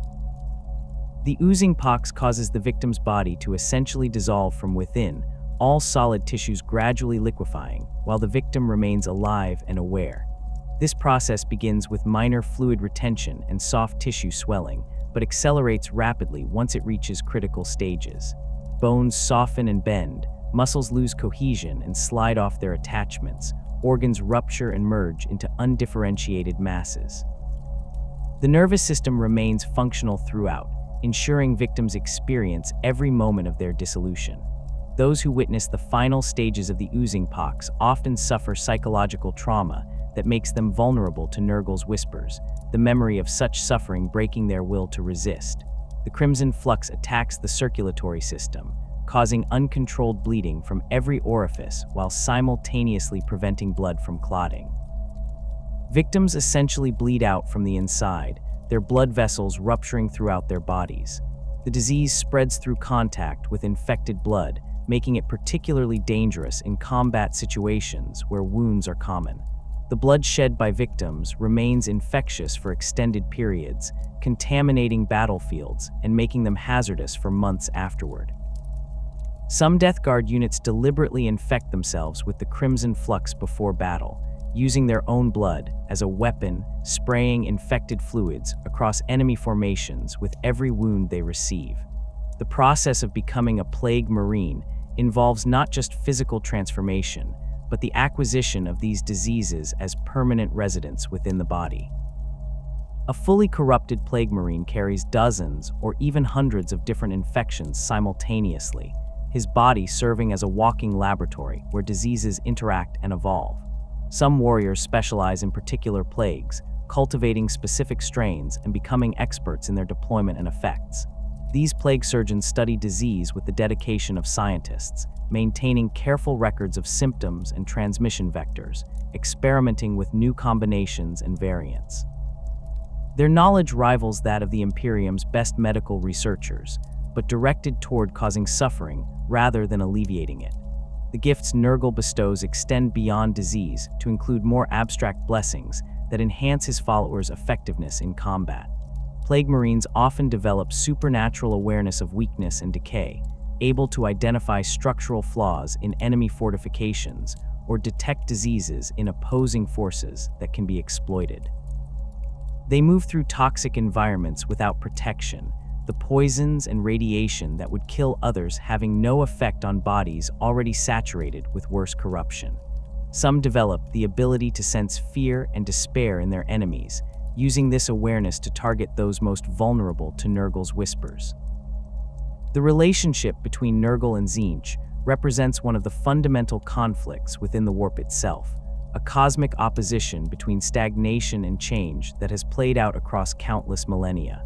Where Nurgle embodies entropy and the acceptance of inevitable decay, Tzeentch represents ambition and the drive to alter destiny through schemes and manipulation.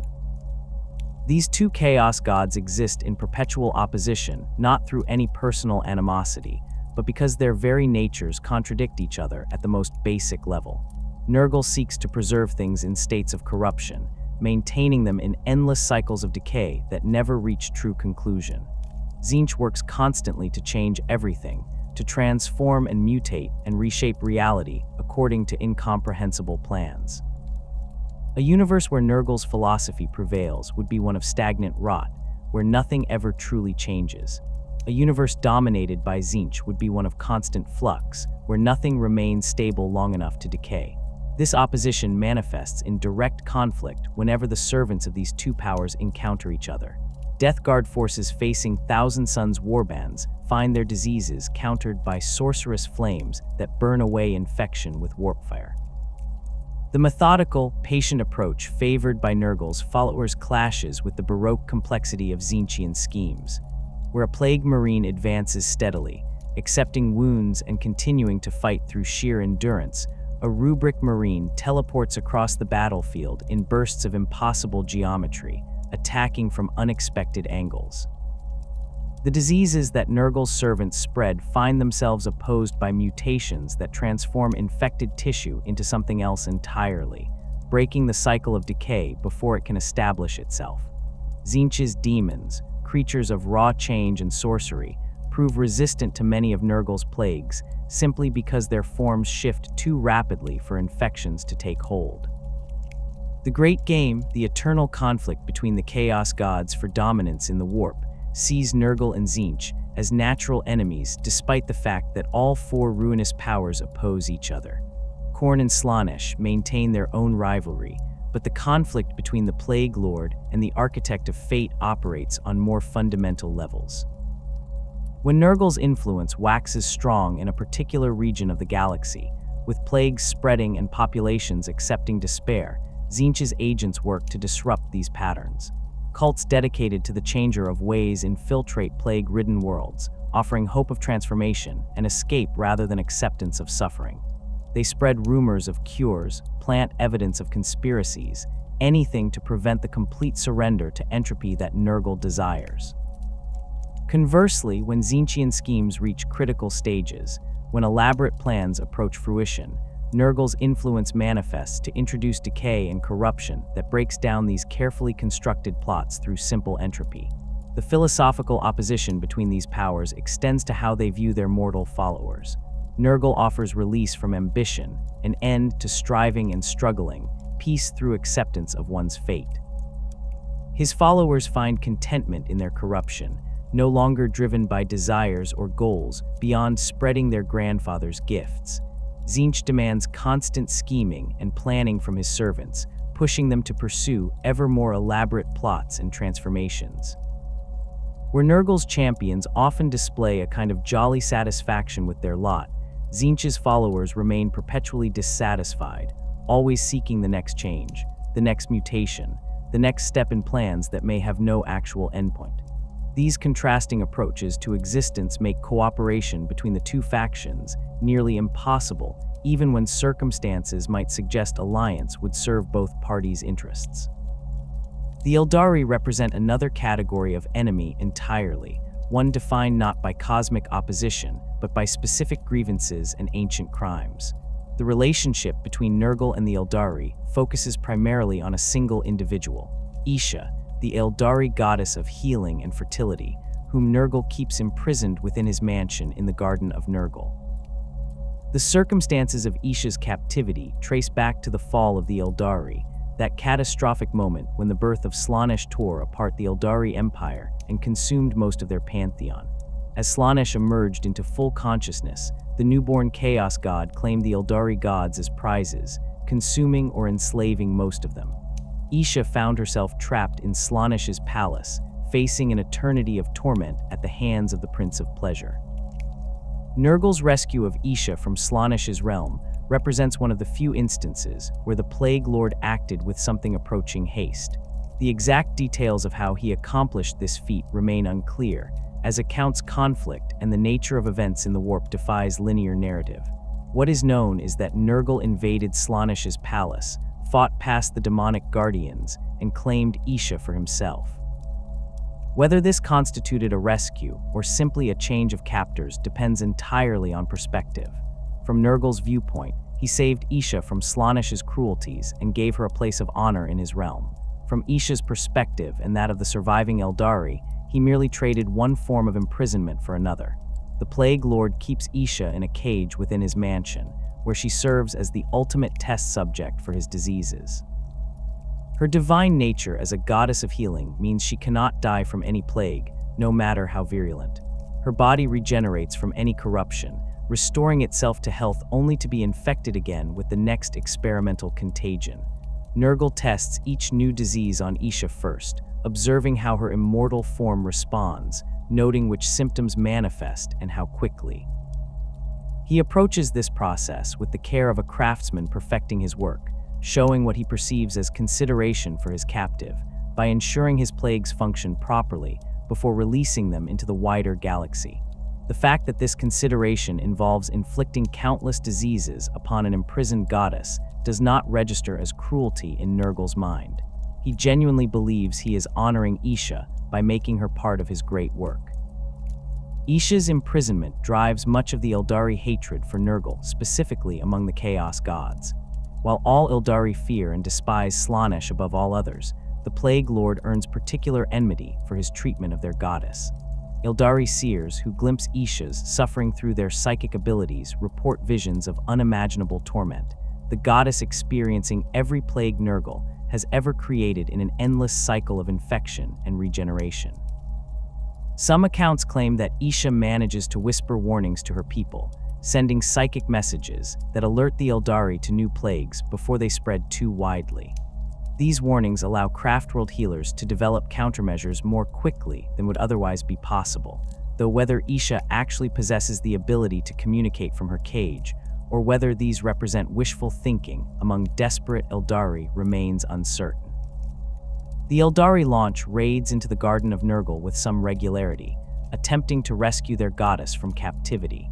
These missions invariably fail, as the defenses surrounding Nurgle's mansion prove too formidable for even the most skilled aspect warriors to penetrate. Great Unclean ones guard the approaches, Plaguebearer legions patrol the grounds, and the garden itself works against intruders with diseases that attack Eldari physiology with particular virulence. The few raiding parties that have reached the mansion's interior found themselves lost in corridors that shift and change, unable to locate Isha's cage before being forced to retreat or being overwhelmed by demonic defenders. These failures compound Eldari frustration, knowing their goddess suffers while they lack the power to save her. The Imperium of Man faces Nurgle's forces across countless war zones, fighting a defensive struggle against plagues that threaten to overwhelm humanity's already strained medical capabilities. The sheer scale of the Imperium, spanning millions of worlds across the galaxy, means that Nurgle's diseases always find new populations to infect somewhere. A plague might be contained on one world through extreme measures only to emerge on another planet light years away, carried by refugees or spread through the warp in ways that defy conventional understanding of disease transmission. The Imperium's response to these threats involves multiple organizations, each approaching the problem from different angles with varying degrees of effectiveness. The Adepta Sororitas, the order's militant of the ecclesiarchy, employ purifying flames as their primary weapon against Nurgle's corruption. The Sisters of Battle understand that diseases spread through physical contact and contaminated materials, making fire an effective tool for sterilization. When they encounter plague outbreaks, their response involves systematic burning of infected areas, using flamers and heavy flamers to incinerate everything that might harbor contagion. Entire hive blocks get reduced to ash, their populations given the Emperor's mercy through immolation rather than being allowed to spread infection further. The sisters approach this grim work with religious fervor, viewing the purification of corruption as a sacred duty. They chant hymns while burning plague victims alive, offering prayers for the souls being released from corrupted flesh. The faith that empowers the Sororitas provides some protection against Nurgle's supernatural plagues, their absolute conviction in the Emperor's protection creating a kind of psychic barrier that diseases struggle to penetrate. This protection is not absolute. Sisters of Battle can and do fall to sufficiently virulent infections, but it provides enough resistance that they can operate in contaminated environments that would kill unprotected humans within minutes. Their power armor includes rebreathers and environmental seals, but many sisters believe their faith matters more than these physical protections. They walk through plague-ridden areas with bolters and flamers ready, trusting that the Emperor will shield them from infection as long as they remain pure in their devotion. The Space Marines bring different advantages to the fight against Nurgle's forces, their genetically enhanced physiology providing significant resistance to disease. The modifications that transform human aspirants into Astartes include redundant organs, enhanced immune systems, and the ability to process toxins that would kill baseline humans. These advantages allow Space Marines to fight in environments where even protected Imperial Guard would succumb to infection. Their multi-lung can filter out airborne pathogens, their preomner stomach neutralizes ingested toxins, and their enhanced healing factor fights off infections that establish themselves despite these defenses. This resilience makes Space Marines the Imperium's most effective troops for combating Death Guard incursions, as they can engage Plague Marines in close combat without immediate risk of infection. Different chapters approach the threat of Nurgle with varying tactics based on their doctrines and specializations. The Ultramarines employ combined arms warfare, using their tactical flexibility to adapt to the specific threats posed by different plague configurations. They maintain strict quarantine protocols, establishing containment zones around infected areas and systematically purging contamination through coordinated application of firepower. The Dark Angels hunt fallen members of their legion who have turned to chaos, including those who have embraced Nurgle's gifts, pursuing them with single-minded determination that sometimes conflicts with broader strategic concerns. The Blood Angels struggle with their own genetic curse, the Black Rage and Red Thirst making them vulnerable to Nurgle's whispers about accepting their flawed nature and finding peace in corruption. The Space Wolves reject the methodical approaches favored by other chapters, instead launching aggressive assaults directly into plague-infested zones. They trust in their ferocity and enhanced senses to overcome Nurgle's diseases, though this approach sometimes results in higher casualties than more cautious tactics would produce. The Imperial Fists excel at defensive operations, fortifying positions against Death Guard siege warfare, and holding contaminated zones under quarantine through sheer stubborn determination. The Salamanders show unusual compassion for civilian populations affected by plagues, evacuating innocents when possible rather than simply burning everything, though this mercy sometimes allows infections to spread further than harsher measures would permit.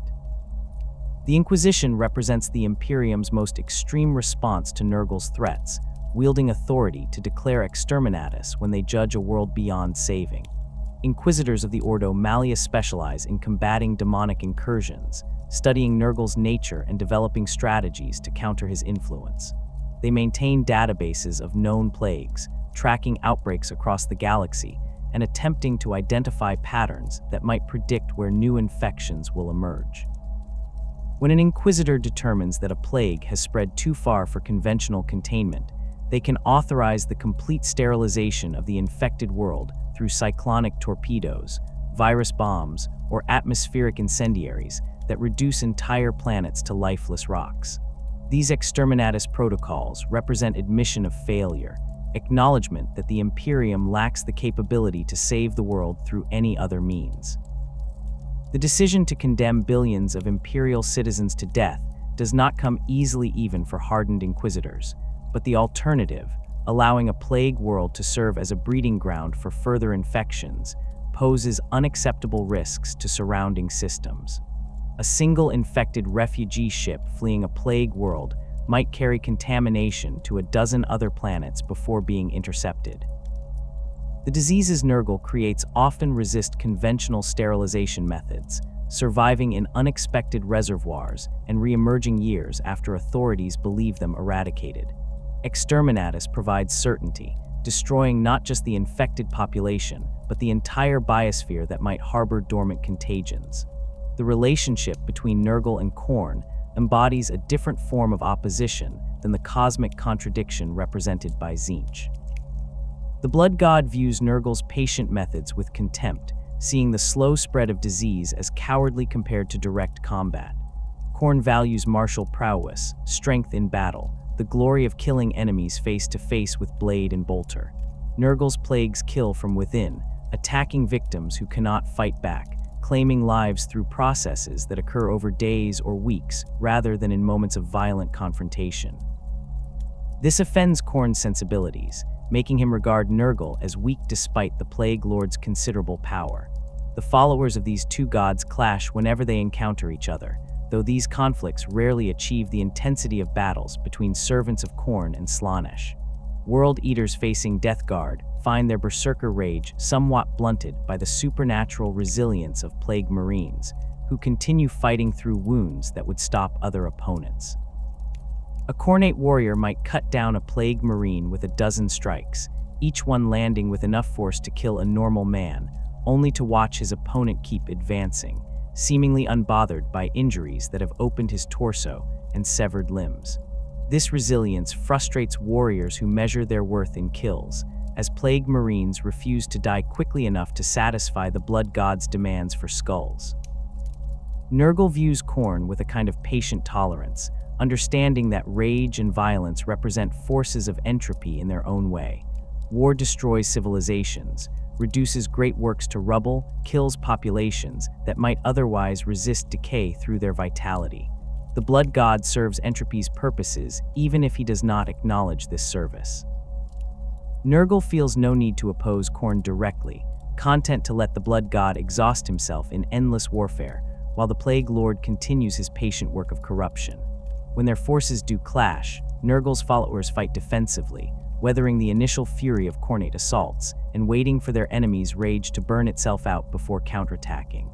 The relationship with Slaanesh carries complications stemming from Nurgle's theft of Isha during the fall of the Eldari. The Prince of Pleasure has never forgiven this insult, viewing Nurgle's invasion of the palace as a violation that demands retaliation. Yet Slaanesh also recognizes that direct conflict with Nurgle would benefit neither party, potentially weakening both enough for Khorne or Tzeentch to exploit. This tension creates an uneasy state where Slaanesh's followers and Nurgle's servants avoid each other when possible, engaging in proxy conflicts through mortal champions rather than committing their full strength to mutual destruction. When they do fight, the battles take on particularly vicious character, with neither side willing to yield ground or show mercy. The philosophical opposition between excess and decay manifests in how these gods view existence. Slaanesh seeks to heighten all sensations, to push every experience to extremes of pleasure or pain. Nurgle offers numbness, the absence of sensation through acceptance of corruption. A follower of Slaanesh pursues ever greater stimulation, becoming addicted to intensity in all its forms. A follower of Nurgle passes beyond sensation into a state where nothing truly affects him anymore. These contrasting approaches to experience make cooperation between their mortal servants nearly impossible, as each finds the other's philosophy fundamentally repulsive. The first major manifestation of Nurgle's influence during the Horus Heresy occurred not in a single dramatic moment, but through the gradual corruption of the Death Guard as their fleet drifted through the warp. The 14th Legion had committed to Horus's rebellion alongside half the Space Marine legions, their Primarch Mortarion having turned against the Emperor for reasons rooted in his resentment of authority, and his belief that the Imperium had become the same kind of tyranny he had fought against on Barbaros. The Death Guard fleet departed for Terra, intending to participate in the final assault on the Imperial Palace, but they never completed that journey in their original form. The destroyer hive that infected them during their becalmed voyage transformed the Legion into something far more dangerous than mere traitors. When the Death Guard finally emerged from the warp and rejoined Horus's forces, they brought with them a new dimension of horror to the Civil War. The Siege of Terra saw them deployed alongside the other traitor legions, but their role differed significantly from the straightforward assaults favored by the World Eaters or the sorcerous attacks of the Thousand Suns. The Death Guard specialized in grinding down defenses through attrition and the spread of supernatural plagues that weakened defenders before direct assault. They attacked sections of the Imperial Palace's outer fortifications, their mere presence contaminating the air and spreading diseases that killed unprotected civilians and weakened even Space Marine defenders. Mortarion led his transformed sons with the same methodical approach he had always employed, but now enhanced by Nurgle's gifts that made his warriors nearly impossible to stop through conventional means. The Death Guard's attacks during the siege focused on areas where they could maximize the spread of contagion. They targeted water treatment facilities, attempting to contaminate the palace's supply systems. they breached atmospheric processors, introducing airborne pathogens into ventilation networks. When they took territory, they left it so thoroughly contaminated that Imperial forces found reconquest nearly as difficult as the initial defense. Bodies of fallen Death Guard continued to spread disease even after the warriors themselves had been killed, their corrupted flesh serving as breeding grounds for infections that persisted long after the fighting moved elsewhere. The defenders found themselves fighting not just against enemy soldiers, but against an environment that actively worked to kill them through disease and decay. The ultimate failure of the siege of Terra and Horus's death at the Emperor's hands forced the traitor legions to retreat into the Eye of Terror, but for the Death Guard, this represented less a defeat than a transition.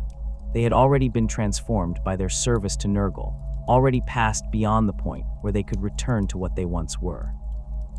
The Eye of Terror provided them with a realm where the boundaries between real space and the warp thinned enough for them to fully embrace their new nature.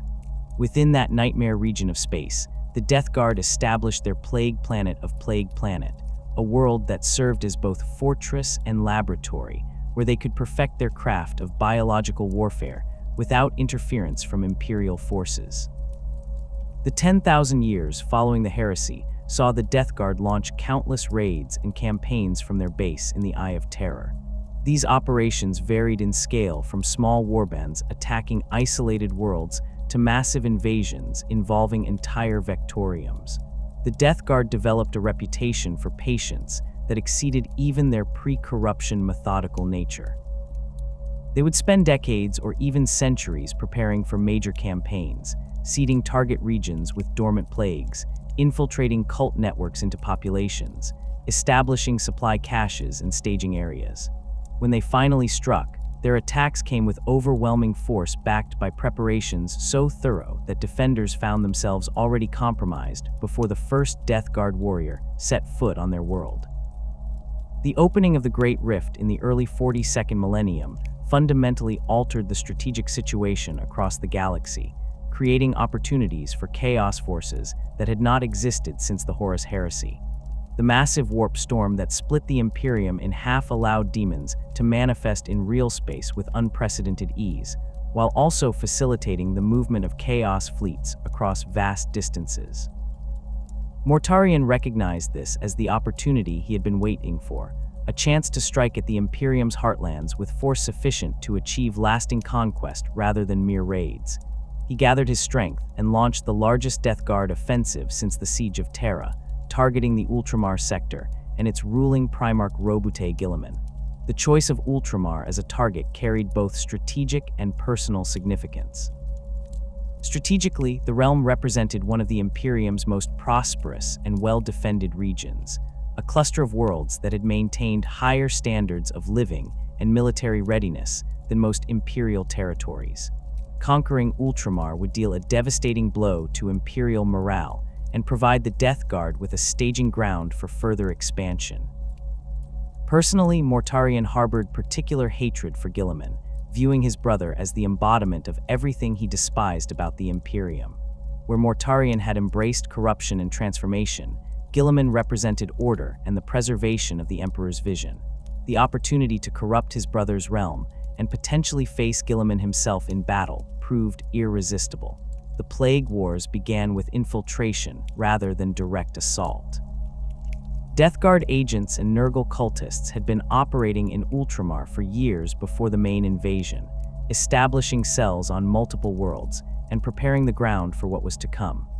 These advanced forces spread diseases designed to weaken populations gradually, creating health crises that strained medical resources without triggering the kind of catastrophic outbreak that would prompt immediate quarantine measures. They sabotaged infrastructure in subtle ways, introducing flaws into water purification systems that would not manifest for months, contaminating food supplies with slow-acting toxins, and corrupting data networks to interfere with coordination between different worlds. When Mortarion finally launched his invasion, the Death Guard emerged from the warp at multiple points across Ultramar simultaneously. The Scourge Stars, a cluster of systems on the edge of the realm, fell first as massive Death Guard fleets overwhelmed their defenses. These worlds underwent rapid transformation, their populations either killed or corrupted, their environments poisoned until they became mirror images of the plague worlds in the Eye of Terror. The Death Guard used these conquered systems as bases for further expansion, establishing fortifications and summoning demonic reinforcements through warp rifts that remained stable in the post-Great Rift environment. The conquest of individual worlds during the Plague Wars followed patterns that demonstrated the Death Guard's evolution as a military force over 10,000 years. They no longer relied solely on direct assault, but instead employed sophisticated combined arms tactics that integrated conventional warfare with biological and demonic elements. A typical invasion began with the deployment of plague bombs and biological weapons that contaminated the target world's atmosphere and water supply. These initial strikes created chaos among defending forces as populations fell ill and infrastructure began failing. Death Guard fleets established orbital superiority through patient siege tactics, wearing down defending ships through attrition rather than seeking decisive fleet engagements. Once orbital defenses had been neutralized, the Death Guard deployed ground forces in overwhelming numbers.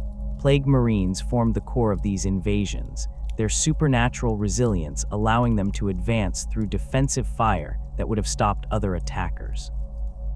They brought with them swarms of poxwalkers created from previous conquests, using these plague zombies as expendable troops that absorbed enemy fire and spread the walking pox through their attacks. Demon engines lumbered alongside the Plague Marines, corrupted vehicles and war machines that combined mechanical power with demonic possession. These monstrosities required no fuel or maintenance in any conventional sense, powered by warp energies and the favor of Nurgle himself. The Death Guard's approach to siege warfare during the Plague Wars showcased their particular expertise in grinding down fortified positions. Rather than attempting to breach walls through direct assault, they surrounded defensive positions and simply waited while their plagues did the work for them. Defenders trapped inside fortifications found their water supplies contaminated, their air recycling systems spreading airborne pathogens, their food stores rotting despite preservation measures. The Death Guard bombarded these positions with plague shells that released clouds of infectious material, covering walls and fortifications with layers of corruption that proved impossible to fully clean. Defenders who ventured outside to attack found themselves immediately exposed to diseases that killed within hours. The psychological warfare employed by the Death Guard proved as effective as their physical assaults. They broadcast messages into besieged cities, offering relief from suffering to any who would accept Nurgle's gifts. These offers found receptive audiences among populations watching their loved ones die from disease, their societies collapsing around them, their hopes of rescue fading as days turned to weeks. Some defenders chose to surrender and accept corruption rather than continue fighting, opening gates and allowing Death Guard forces to enter unopposed. These surrenders created additional vectors for plague spread, as the newly corrupted turned on their former comrades and helped the invaders overcome remaining resistance. Roboute Guilliman's return to active command of Imperial forces came at a critical moment during the Plague Wars. The Primarch of the Ultramarines had been in stasis for 10,000 years, preserved in a state between life and death after suffering mortal wounds during the heresy. His resurrection and restoration to full health represented one of the most significant events in recent Imperial history, providing humanity with a leader possessing both the strategic genius of a Primarch and the authority to command resources across the entire Imperium. Guilliman took personal command of the defense of Ultramar, organizing counteroffensives against Death Guard positions and working to contain the plague outbreaks that threatened to consume his realm. The conflict between Guilliman and Mortarion carried the weight of 10,000 years of history. These two Primarchs had once been brothers in the service of the Emperor, both commanders of Space Marine legions during the Great Crusade. Their relationship had never been close, with Guilliman's rigid adherence to structure and organization contrasting sharply with Mortarion's more pragmatic and cynical worldview. The heresy had made them enemies, and the millennia since had only deepened that enmity. Guilliman viewed Mortarion as a traitor who had betrayed everything the Imperium stood for, while Mortarion saw Guilliman as a deluded fool, clinging to a failed vision that the Emperor himself had abandoned. The battles between Ultramarines and Death Guard during the Plague Wars demonstrated the evolution of both forces. The Ultramarines employed their traditional tactical flexibility, adapting to the specific threats posed by different Death Guard formations and adjusting their strategies based on observed enemy capabilities. They established quarantine zones around infected areas, using carefully coordinated firepower to sterilize contaminated regions before plague spread too far. Guilliman's strategic genius manifested in his ability to predict Death Guard movements and position forces to intercept invasions before they could establish strong footholds. His understanding of logistics allowed him to maintain supply lines to besieged worlds that would otherwise have fallen to starvation and disease. The Death Guard countered these tactics through sheer persistence and their supernatural advantages. Plague Marines could operate in environments that killed unprotected Ultramarines within minutes, allowing them to hold positions in contaminated zones that Imperial forces could not assault without suffering catastrophic casualties. They adapted to Guilliman's strategies by spreading their forces more widely, launching simultaneous attacks against multiple targets to overwhelm the Primarch's ability to respond everywhere at once. Mortarion personally led key assaults, his presence on the battlefield inspiring his warriors while spreading plagues that affected entire regions around wherever he fought. The climax of the Plague Wars came when Guilliman and Mortarion finally faced each other in direct combat on the world of Ix. This confrontation between Primarchs represented more than just a duel between powerful individuals, but rather a clash between fundamentally opposed philosophies. Guilliman fought to preserve and restore, to maintain the Imperium his father had built and return it to something approaching its former glory. Mortarion fought to corrupt and transform, to prove that the Emperor's vision had been flawed from the beginning, and that acceptance of decay represented the only honest response to reality. Their battle raged across the ruins of a once beautiful garden world, now transformed into a diseased wasteland by the Death Guard invasion. The Emperor's sword that Guilliman wielded proved to be the decisive factor in this confrontation. This weapon, imbued with a fragment of the Emperor's own power, burned with flames that could harm even a demon Primarch. When Guilliman's blade struck Mortarion, it inflicted wounds that the Death Guard Primarch's supernatural resilience could not immediately heal. The Emperor's power contained within the sword acted as an anathema to the demonic corruption that sustained Mortarion, causing him pain that exceeded anything his transformation had prepared him to endure. The demon Primarch was forced to retreat, withdrawing from Ultramar and abandoning the conquest he had spent years planning and executing.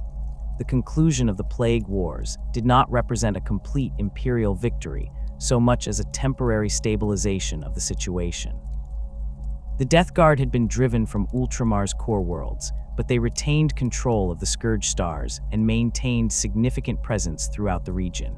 Countless worlds had been corrupted beyond recovery, their populations dead or transformed, their environments so thoroughly poisoned that they could never support human life again. The diseases spread during the war continued to claim lives across Ultramar for years afterward, requiring constant vigilance and medical intervention to prevent new outbreaks. Guilliman had saved his realm from complete conquest, but at tremendous cost in lives and resources. Beyond the Plague Wars in Ultramar, Typhus the Traveler conducted his own campaigns independent of Mortarion's command. This first captain of the Death Guard had embraced Nurgle's service even more completely than his Primarch, transforming into a demon prince-level entity known as the Herald of Nurgle. Typhus commanded the Terminus Est, a massive battle barge that served as the flagship for his plague fleets.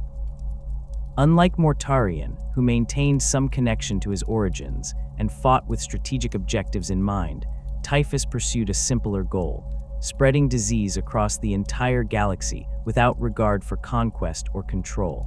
He cared nothing for holding territory or establishing lasting presence, interested only in infecting as many worlds as possible with the plagues he carried. The Terminus Est and its accompanying fleet traveled across the galaxy following routes that seemed random, but which Typhus claimed were guided by Nurgle himself. They would emerge from the warp near populated systems, deploy plague bombs and biological weapons, then depart before Imperial forces could mount effective resistance. This hit-and-run approach allowed Typhus to affect far more worlds than he could have through conventional invasion, spreading contagion across vast regions of space. The diseases he deployed often included the zombie plague, which transformed infected populations into poxwalker hordes that continued spreading corruption long after his fleet had moved on to new targets. Typhus's independence from Mortarian's authority represented an ongoing source of tension within the Death Guard. The Demon Primarch technically commanded the entire Legion, but Typhus acknowledged this authority only when it suited his purposes. He pursued his own agenda, following what he believed to be Nurgle's direct guidance, rather than accepting orders from any intermediary.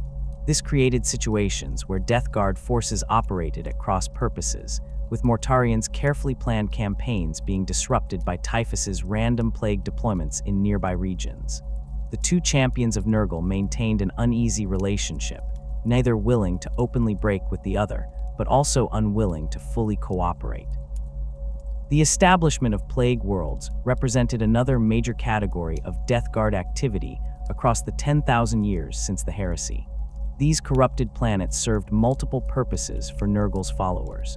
They provided bases of operation outside the Eye of Terror, staging grounds for raids into Imperial space.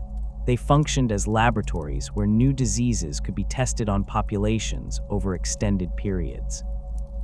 They demonstrated the ultimate fate awaiting all worlds that fell to Nurgle's corruption, serving as both warnings and promises to those who might consider accepting the Plague Lord's gifts. The process of transforming a world into a plague planet required years or even decades of sustained effort, but once complete, these worlds became nearly impossible for Imperial forces to reclaim. The corruption began with the systematic contamination of the planet's biosphere. Death Guard forces deployed biological weapons that attacked native plant and animal life, replacing healthy ecosystems with diseased equivalents. Trees withered and were replaced by fungal growths that released clouds of toxic spores. Water sources became breeding grounds for diseases that killed any who drank from them. The soil itself transformed into a substrate of decomposed organic matter that supported only corrupted vegetation. Animals either died or mutated into twisted forms that served as hosts for various plagues. The atmosphere changed composition as normal oxygen-producing plants were replaced by organisms that released different gases, creating air that remained breathable but carried constant low-level contamination. Human populations on these worlds underwent transformation as well. Those who resisted corruption were killed, their bodies added to the organic matter feeding the planet's new ecosystem. Those who accepted Nurgle's gifts survived but changed, becoming plague-ridden cultists who maintained the world's infrastructure in service to the Death Guard. These populations lived in conditions that would be considered uninhabitable by Imperial standards, dwelling in structures that leaked toxic fluids and breathed air thick with disease, yet they survived through Nurgle's blessings and found contentment in their corruption. They tended plague gardens where new diseases were cultivated, maintained facilities where biological weapons were manufactured, and provided labor for whatever projects the Death Guard required. The defense of Plague Worlds against Imperial reclamation efforts demonstrated the advantages Nurgle's corruption provided. Imperial forces attempting to land on these worlds found themselves immediately assailed by diseases that affected even space marines despite their enhanced physiology. The environment itself fought against invaders, with every surface contaminated and every breath-carrying infection. Death Guard defenders required no supply lines or reinforcements in any conventional sense, as they could survive indefinitely in conditions that would kill attackers within days. Orbital bombardment proved only partially effective, as the diseases infesting these worlds often survived in unexpected reservoirs and re-emerged after the bombardment ceased. Complete sterilization through exterminatus represented the only reliable method for eliminating plague worlds, and even then, some particularly resilient diseases managed to persist in the dead planet's crust. Smaller Death Guard warbands conducted their own campaigns across the galaxy, operating with varying levels of coordination with larger forces. These formations typically consisted of a few squads of plague marines supported by cultists and demon engines, enough force to threaten individual worlds, but not entire sectors. They pursued objectives ranging from spreading specific diseases to corrupting imperial institutions to simply causing chaos and destruction. Some warbands specialized in targeting particular types of worlds, such as agri-worlds whose corruption could trigger famines across entire sectors, or forge worlds whose industrial output supported imperial military efforts.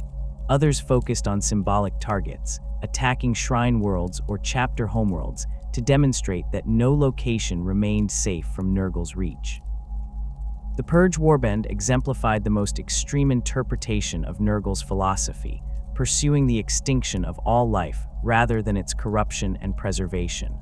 This group had concluded that the only way to truly honor the Plague Lord involved reducing the galaxy to a state of complete death, eliminating all living things and leaving only decay. They deployed weapons of mass destruction without hesitation, virus bombing worlds into sterility and destroying infrastructure that might allow populations to recover. Their approach differed fundamentally from other Death Guard forces, who generally sought to corrupt and transform rather than simply destroy. The Purge viewed this difference as weakness, arguing that true service to entropy required the elimination of life rather than its perpetuation in corrupted forms. The ongoing nature of these conflicts meant that the Imperium found itself engaged in a war of attrition against Death Guard forces across countless fronts simultaneously. Every sector faced at least occasional raids by plague fleets. Every subsector contained worlds that had been corrupted or were in the process of corruption. The resources required to combat these threats strained Imperial logistics, with medical supplies, decontamination equipment, and specialized anti-plague weaponry in constant short supply. The Adeptus Mechanicus worked to develop new countermeasures against Nurgle's diseases, but the plagues evolved faster than treatments could be deployed.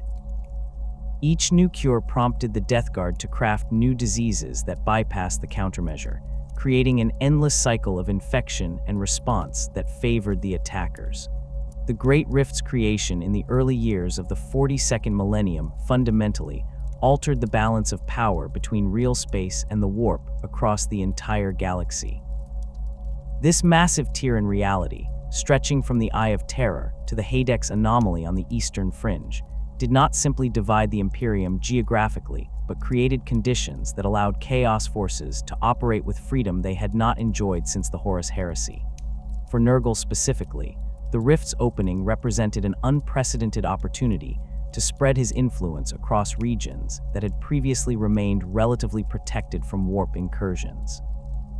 The storms that accompanied the Rift's formation carried diseases that manifested spontaneously in populations light years from any known vector, plagues that seemed to emerge from nowhere and spread with supernatural speed. The mechanism by which these diseases traveled defied conventional understanding of epidemiology. Worlds on opposite sides of the galaxy, with no contact or connection between them, experienced outbreaks of identical plagues within days of each other. Medical researchers attempting to track transmission vectors found their models breaking down as infections appeared in sealed environments that should have been impossible to contaminate. The warp storms surrounding the Great Rift acted as conduits for Nurgle's power, allowing his diseases to bypass the normal limitations of physical space and manifest wherever the barrier between dimensions grew thin enough. Populations living near warp anomalies found themselves particularly vulnerable, as the increased psychic turbulence in these regions created ideal conditions for supernatural plagues to take hold. The scale of the crisis overwhelmed Imperial medical infrastructure across entire sectors. Hospitals and Medicaid facilities designed to handle normal disease loads found themselves flooded with patients suffering from infections that resisted all conventional treatments. The diseases spreading in the wake of the Great Rift combined symptoms from multiple known plagues while adding entirely new manifestations that suggested demonic influence. Victims experienced rapid tissue necrosis alongside uncontrolled cellular growth, their bodies simultaneously rotting and producing cancerous masses. respiratory systems filled with fluid that analysis revealed contained no known pathogens, yet proved lethally infectious. Nervous systems degraded in patterns that caused specific psychological changes, making infected individuals more receptive to Nurgle's whispers and more likely to spread the disease deliberately rather than seeking treatment. The Adeptus Ministorum responded to these outbreaks with increasing extremism, declaring entire worlds heretical when plague spread beyond containment. Ecclesiarchy preachers proclaimed that the diseases represented divine punishment for insufficient faith, driving populations to ever more desperate displays of devotion that often worsened the situation. Mass gatherings for prayer created ideal conditions for disease transmission. Flagellants who wounded themselves in shows of penitence opened their flesh to infection. The burning of supposed heretics and plague carriers filled the air with contaminated smoke that spread pathogens to previously unaffected areas. These responses, intended to demonstrate faith and purge corruption, instead accelerated the very plagues they sought to combat. The plague wars in Ultramar represented Nurgle's most ambitious campaign since the Siege of Terra, a coordinated invasion that sought not just to raid or corrupt, but to permanently conquer one of the Imperium's most important regions. Mortarion had spent decades planning this offensive, seeding the 500 worlds with dormant plagues and establishing cult networks that would activate when the main invasion began. The Death Guard emerged from the warp at the Scourge Stars, a cluster of systems on Ultramar's border that had been deliberately chosen for their strategic position and relative isolation from the realm's core worlds. These systems fell rapidly, their defenses overwhelmed by the sheer scale of the Death Guard deployment and the supernatural plagues that preceded the physical invasion. The transformation of the Scourge Stars into plague-dominated space occurred with terrifying speed. Within months of their conquest, these systems had been so thoroughly corrupted that they became extensions of Nurgle's realm in real space. The worlds themselves underwent fundamental changes, their atmospheres shifting composition as native vegetation died and was replaced by fungal growths and diseased plants that released different gases. Water sources became breeding grounds for infections that killed any unprotected human who drank from them. The soil transformed into a substrate of decomposed organic matter that supported only corrupted life. Space stations and orbital facilities that the Death Guard captured were left to rot in place, their corridors filled with disease and their systems failing as rust and decay consumed their infrastructure. The populations of these conquered worlds faced a choice between death and corruption. Those who resisted were killed, their bodies added to the biomass feeding the region's transformation. Those who accepted Nurgle's gifts survived but changed, becoming plague-ridden cultists who maintained basic infrastructure in service to the Death Guard. These corrupted populations lived in conditions that would kill normal humans within hours, dwelling in structures that leaked toxic fluids and breathing air thick with spores, yet they found contentment in their new existence. The psychological transformation that accompanied physical corruption proved as complete as the bodily changes, with former Imperial citizens coming to genuinely worship the Plague Lord and view their corruption as blessing rather than curse. The Scourge Stars served as staging grounds for Death Guard invasions deeper into Ultramar, providing secure bases where reinforcements could be gathered and plague weapons manufactured. The Death Guard established massive facilities on these worlds dedicated to biological warfare research, laboratories where new diseases were crafted and tested on captive populations. They summoned demonic reinforcements through stable warp rifts that the region's corruption allowed to remain open indefinitely. Great unclean ones manifested in real space and remained there for extended periods, leading demonic legions alongside plague marine formations. The boundary between the material universe and Nurgle's garden grew so thin in the Scourge Stars that demons could cross over with minimal effort, creating a permanent demonic presence that Imperial forces found impossible to dislodge. The expansion from the Scourge Stars into Ultramar proper demonstrated the Death Guard's evolution as a military force over 10,000 years of warfare. They employed sophisticated multi-vector attacks that combined conventional military operations with biological warfare and demonic incursions. Plague fleets emerged from the warp at multiple points simultaneously, forcing defenders to divide their forces and preventing concentration of strength against any single thrust. The Death Guard targeted infrastructure rather than simply seeking battle, contaminating water treatment facilities, bombing medical centers, and destroying food storage depots. These attacks created cascading failures throughout Ultramar's civilian systems, triggering famines and disease outbreaks that killed millions before any Death Guard warrior set foot on affected worlds. The defense of Ultramar fell to Robute Guilliman, who had been resurrected from stasis specifically to combat threats of this magnitude.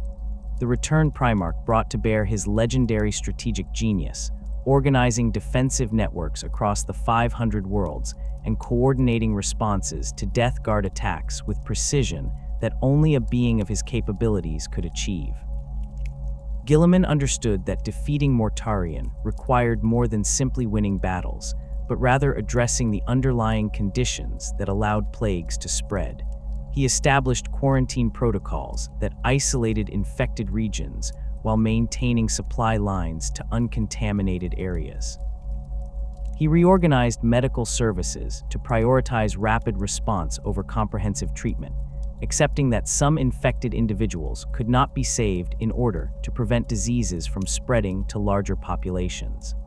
The Ultramarines and their successor chapters bore the brunt of combat operations against Death Guard forces, their enhanced physiology providing resistance to diseases that killed normal humans within hours.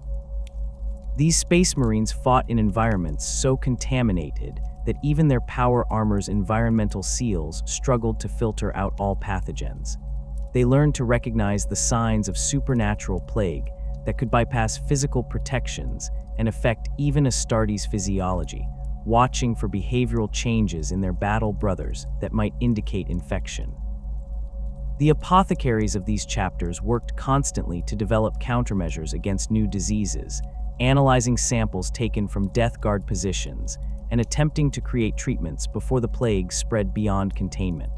The battles themselves took on character distinct from conventional warfare, with terrain and environment playing roles as significant as tactics or firepower.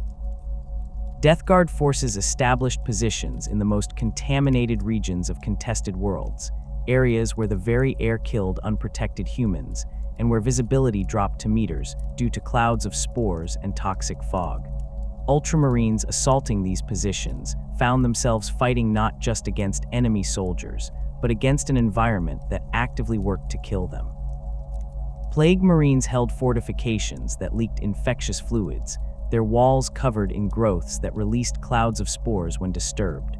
The ground around these positions became so contaminated that it dissolved the boots of anyone who walked across it, forcing attackers to advance across surfaces that tried to consume them. Typhus, the Traveler, operated throughout this period with characteristic independence from Mortarion's strategic planning. The Herald of Nurgle commanded the Terminus Est and its accompanying plague fleet, vessels so thoroughly corrupted that they appeared more like living organisms than spacecraft. The hulls of these ships wept with moisture, their corridors filled with disease, their systems functioning through mechanisms that defied conventional engineering. Typhus used his fleet to spread the zombie plague across worlds far from the main theaters of the plague wars, emerging from the warp near populated systems, deploying biological weapons, then departing before Imperial forces could mount effective resistance.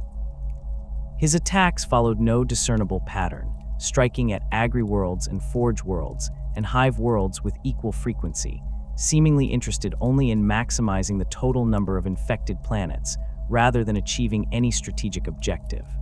The destroyer hive that Typhus carried within his own body had evolved over 10,000 years into something even more virulent than the disease that originally broke the Death Guard. This enhanced strain killed faster and spread more efficiently than the original, transforming infected populations into poxwalker hordes within days of exposure.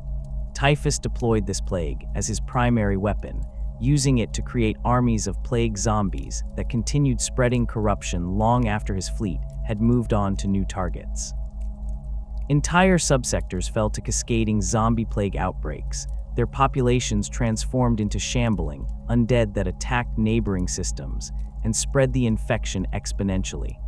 Imperial forces attempting to contain these outbreaks found themselves overwhelmed by sheer numbers, as every casualty inflicted on the poxwalkers simply rose again to rejoin the horde.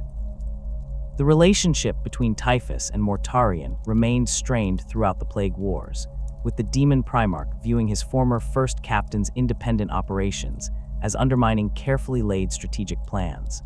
Mortarion had spent years positioning forces and preparing the ground for coordinated offensives into specific regions of Ultramar, only to have Typhus trigger plague outbreaks in different areas that drew Imperial attention and resources away from the intended targets.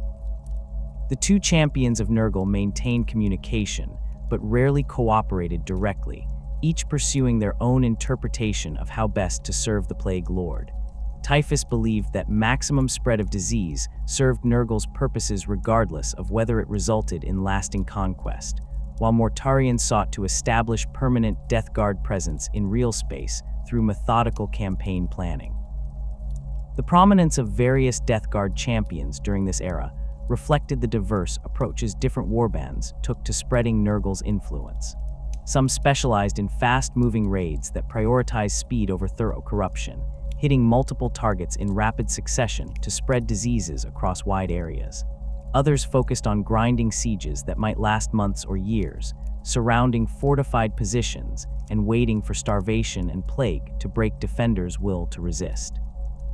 Certain warbands developed expertise in corrupting specific types of imperial institutions, targeting ecclesiarchy facilities to undermine faith or attacking Mechanicus forge worlds to disrupt weapons production.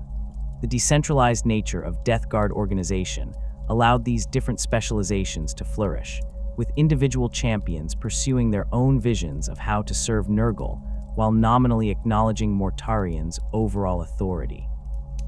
The Scourge Stars continued to expand throughout this period, with corruption spreading to systems adjacent to the original conquered worlds. This expansion occurred through multiple mechanisms simultaneously.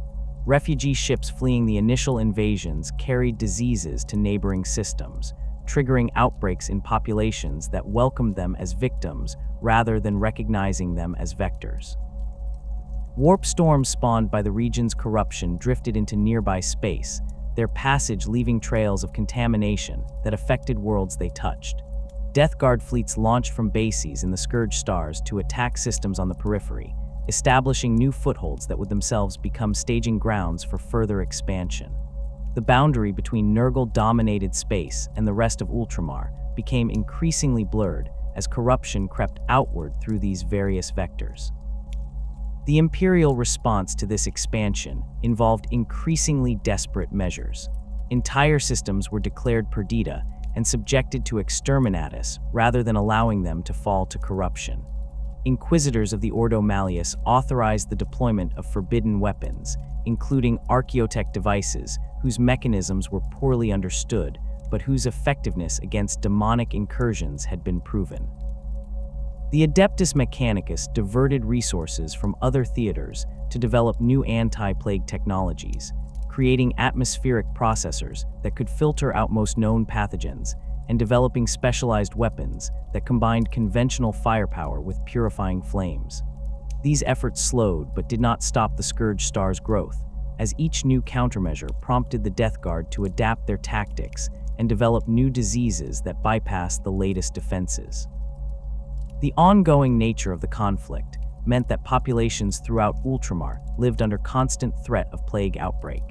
Citizens of worlds that had not yet been directly attacked knew that infection could arrive at any moment, carried by refugees or manifesting spontaneously through warp contamination.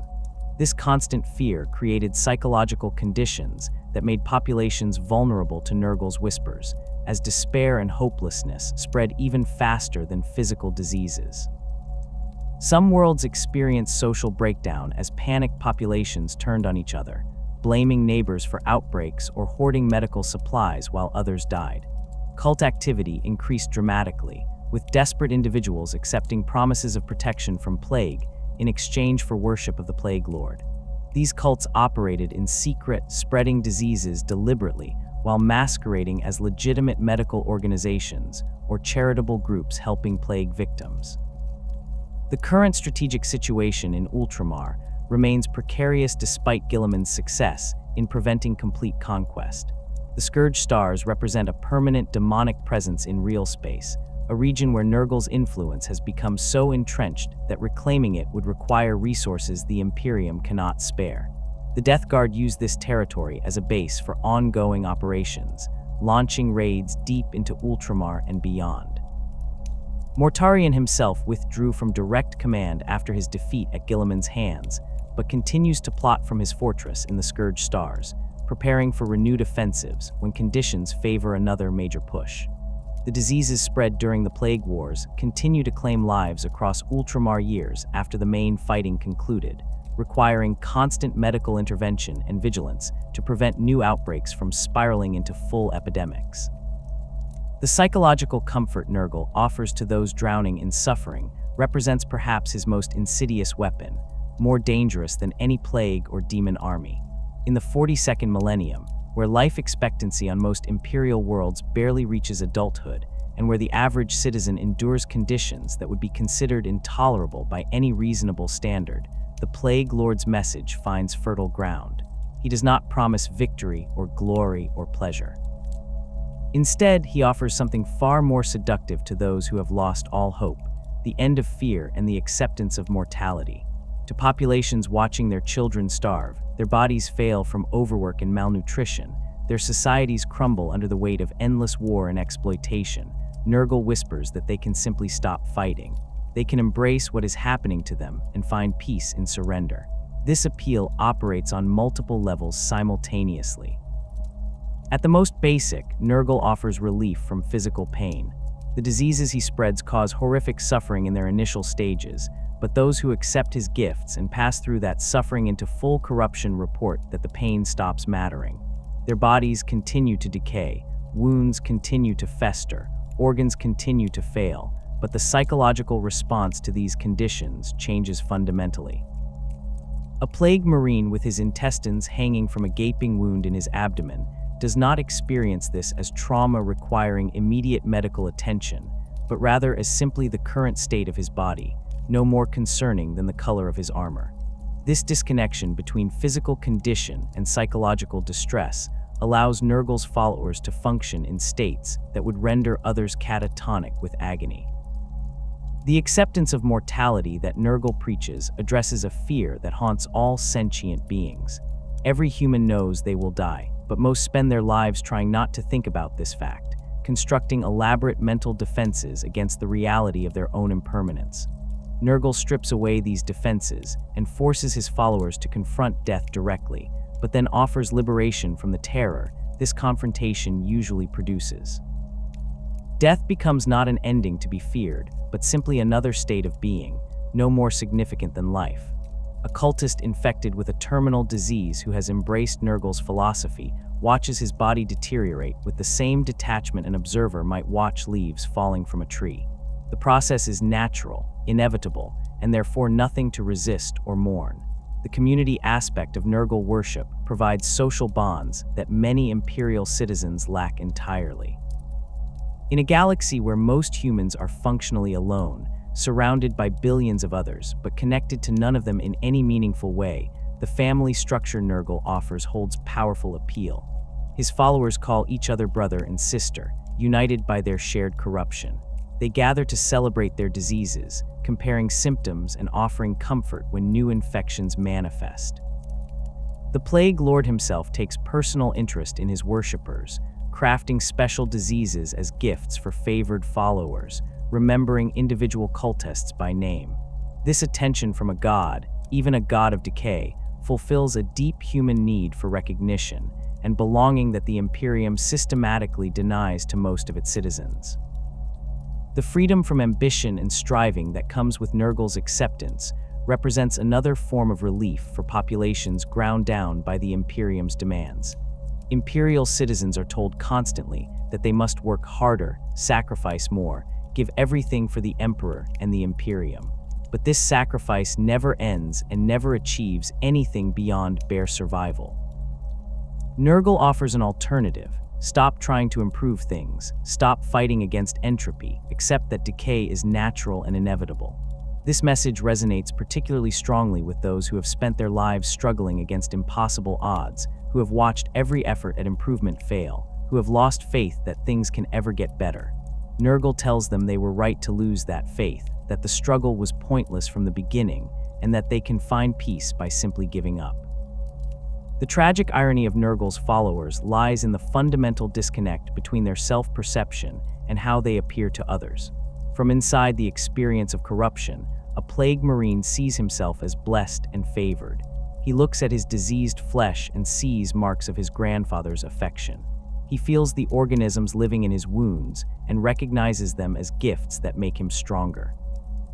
When he spreads disease to others, he genuinely believes he is helping them, offering them the same liberation from suffering that he has found. The jolly demeanor that many of Nurgle's followers display is not an act or a form of madness, but rather their honest emotional state. They have passed through suffering into a place beyond it, and from that perspective, their existence seems genuinely pleasant. To outsiders, these same individuals appear as walking nightmares. Their bodies display every symptom of terminal illness, their flesh rotting while they still live, their organs visible through gaps in corrupted skin. The smell of decay that surrounds them triggers instinctive revulsion in anyone not similarly corrupted. When they speak of their grandfather's gifts with evident joy, describing diseases that are killing them as blessings, the disconnect between their words and their obvious suffering creates a horror that goes beyond simple physical disgust.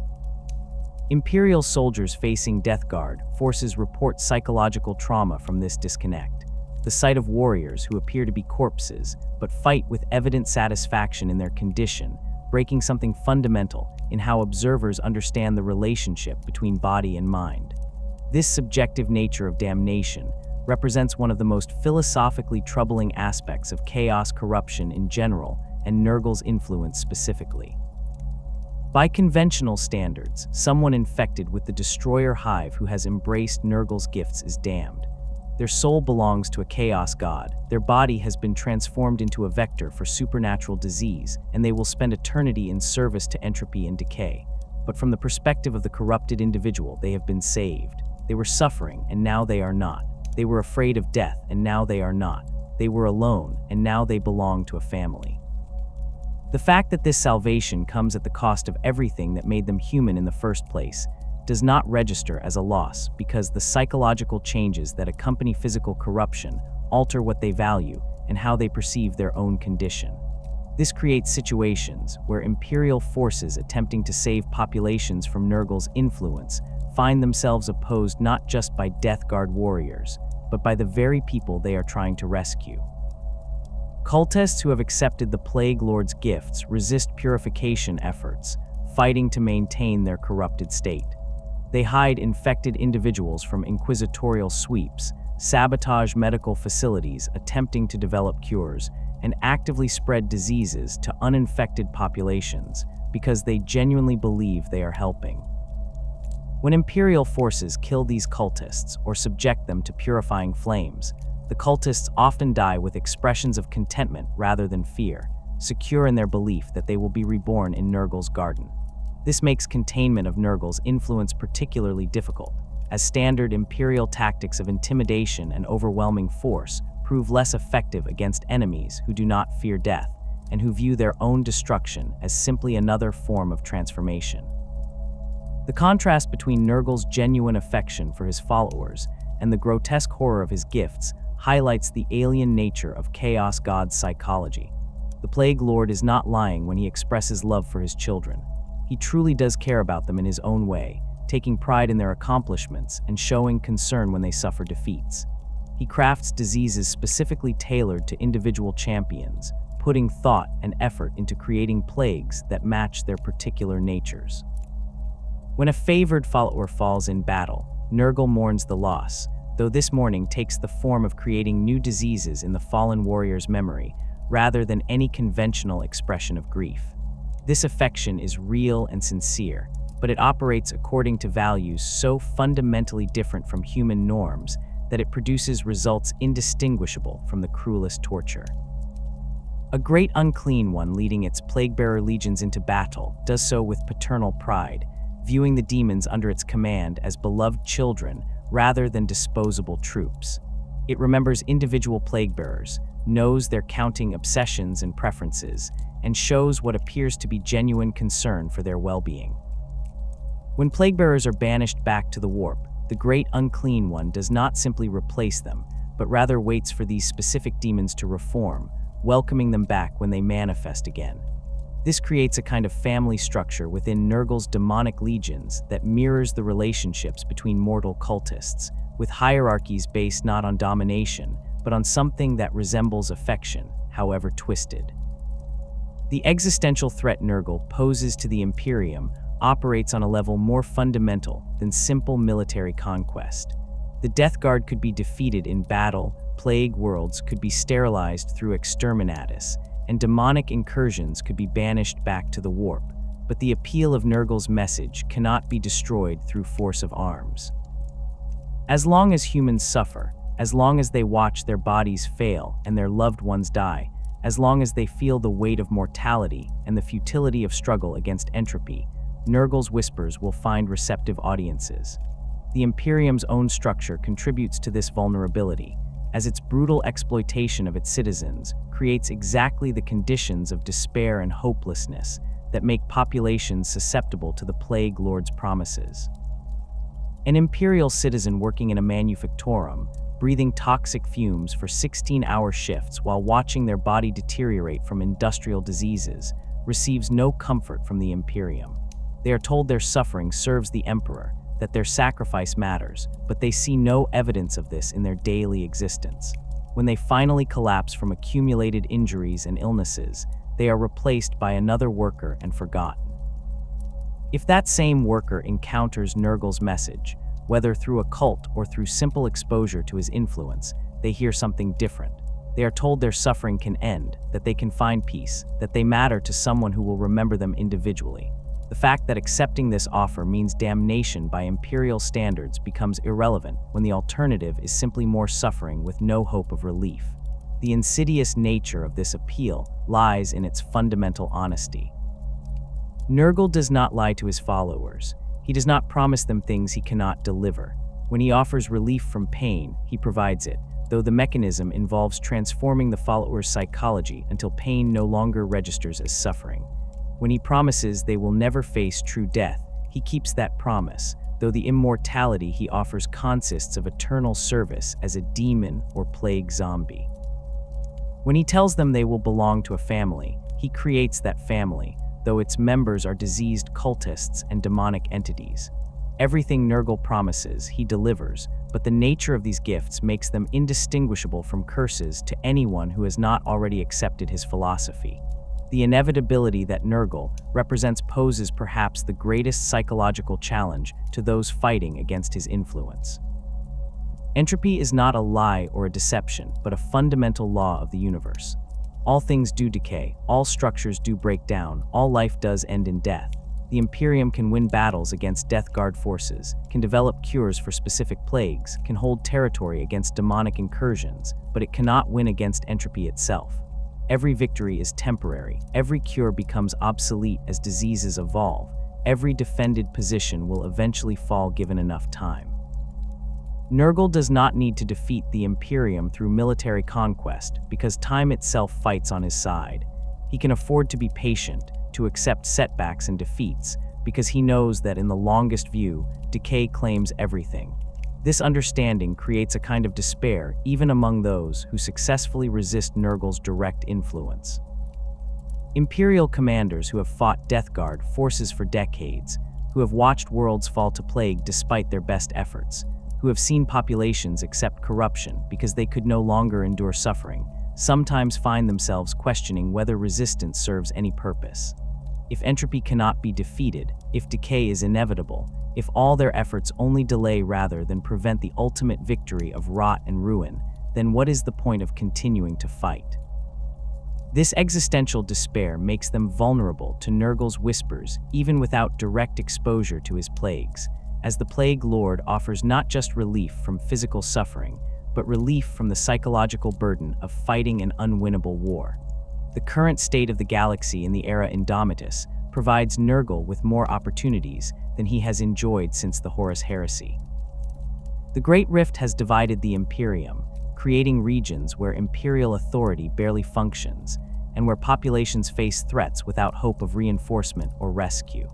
The constant warfare that consumes resources across every sector means that medical care and disease prevention receive lower priority than weapons production and military logistics. Populations already weakened by malnutrition and overwork prove more susceptible to both natural and supernatural plagues. The sheer scale of suffering across billions of worlds creates a psychic resonance in the warp that strengthens Nurgle's power, feeding him with the despair of countless trillions who see no hope for improvement in their conditions. The Plague Lord's patience means he does not need to act quickly or decisively to achieve his goals. He can allow the Imperium to exhaust itself fighting other threats while his diseases spread slowly through populations. His cults work gradually to undermine imperial institutions, and his philosophy seeps into the consciousness of those who have lost faith in the Emperor's protection. Every world that falls to plague, whether through Death Guard invasion or simple disease outbreak, represents a victory that requires no military effort. Every population that accepts despair and stops resisting their suffering moves closer to accepting Nurgle's gifts. The Plague Lord tends to his garden and crafts his diseases with the confidence of someone who knows that time works in his favor, that entropy cannot be stopped, and that eventually, everything will decay into the state he desires. The philosophical question at the heart of Nurgle's appeal remains unresolved and perhaps unresolvable. Is liberation from suffering through acceptance of decay genuinely preferable to continued struggle against entropy even when that struggle seems futile? From one perspective, Nurgle's followers have found a form of peace that the Imperium's citizens lack, trading physical health and conventional morality for psychological contentment and freedom from fear. From another perspective, they have surrendered everything that makes existence meaningful, becoming walking corpses who have given up on improvement or change. The Imperium cannot acknowledge that this question has any legitimacy, as doing so would undermine the foundations of imperial ideology. But the question persists, whispered by the Plague Lord to anyone who will listen, offering rest to the weary and acceptance to those who can no longer bear the weight of endless struggle. In a galaxy defined by suffering, where hope is a luxury most cannot afford, Nurgle's promise of peace through surrender remains eternally tempting, and his patient corruption continues to spread through the cracks in humanity's faltering defenses.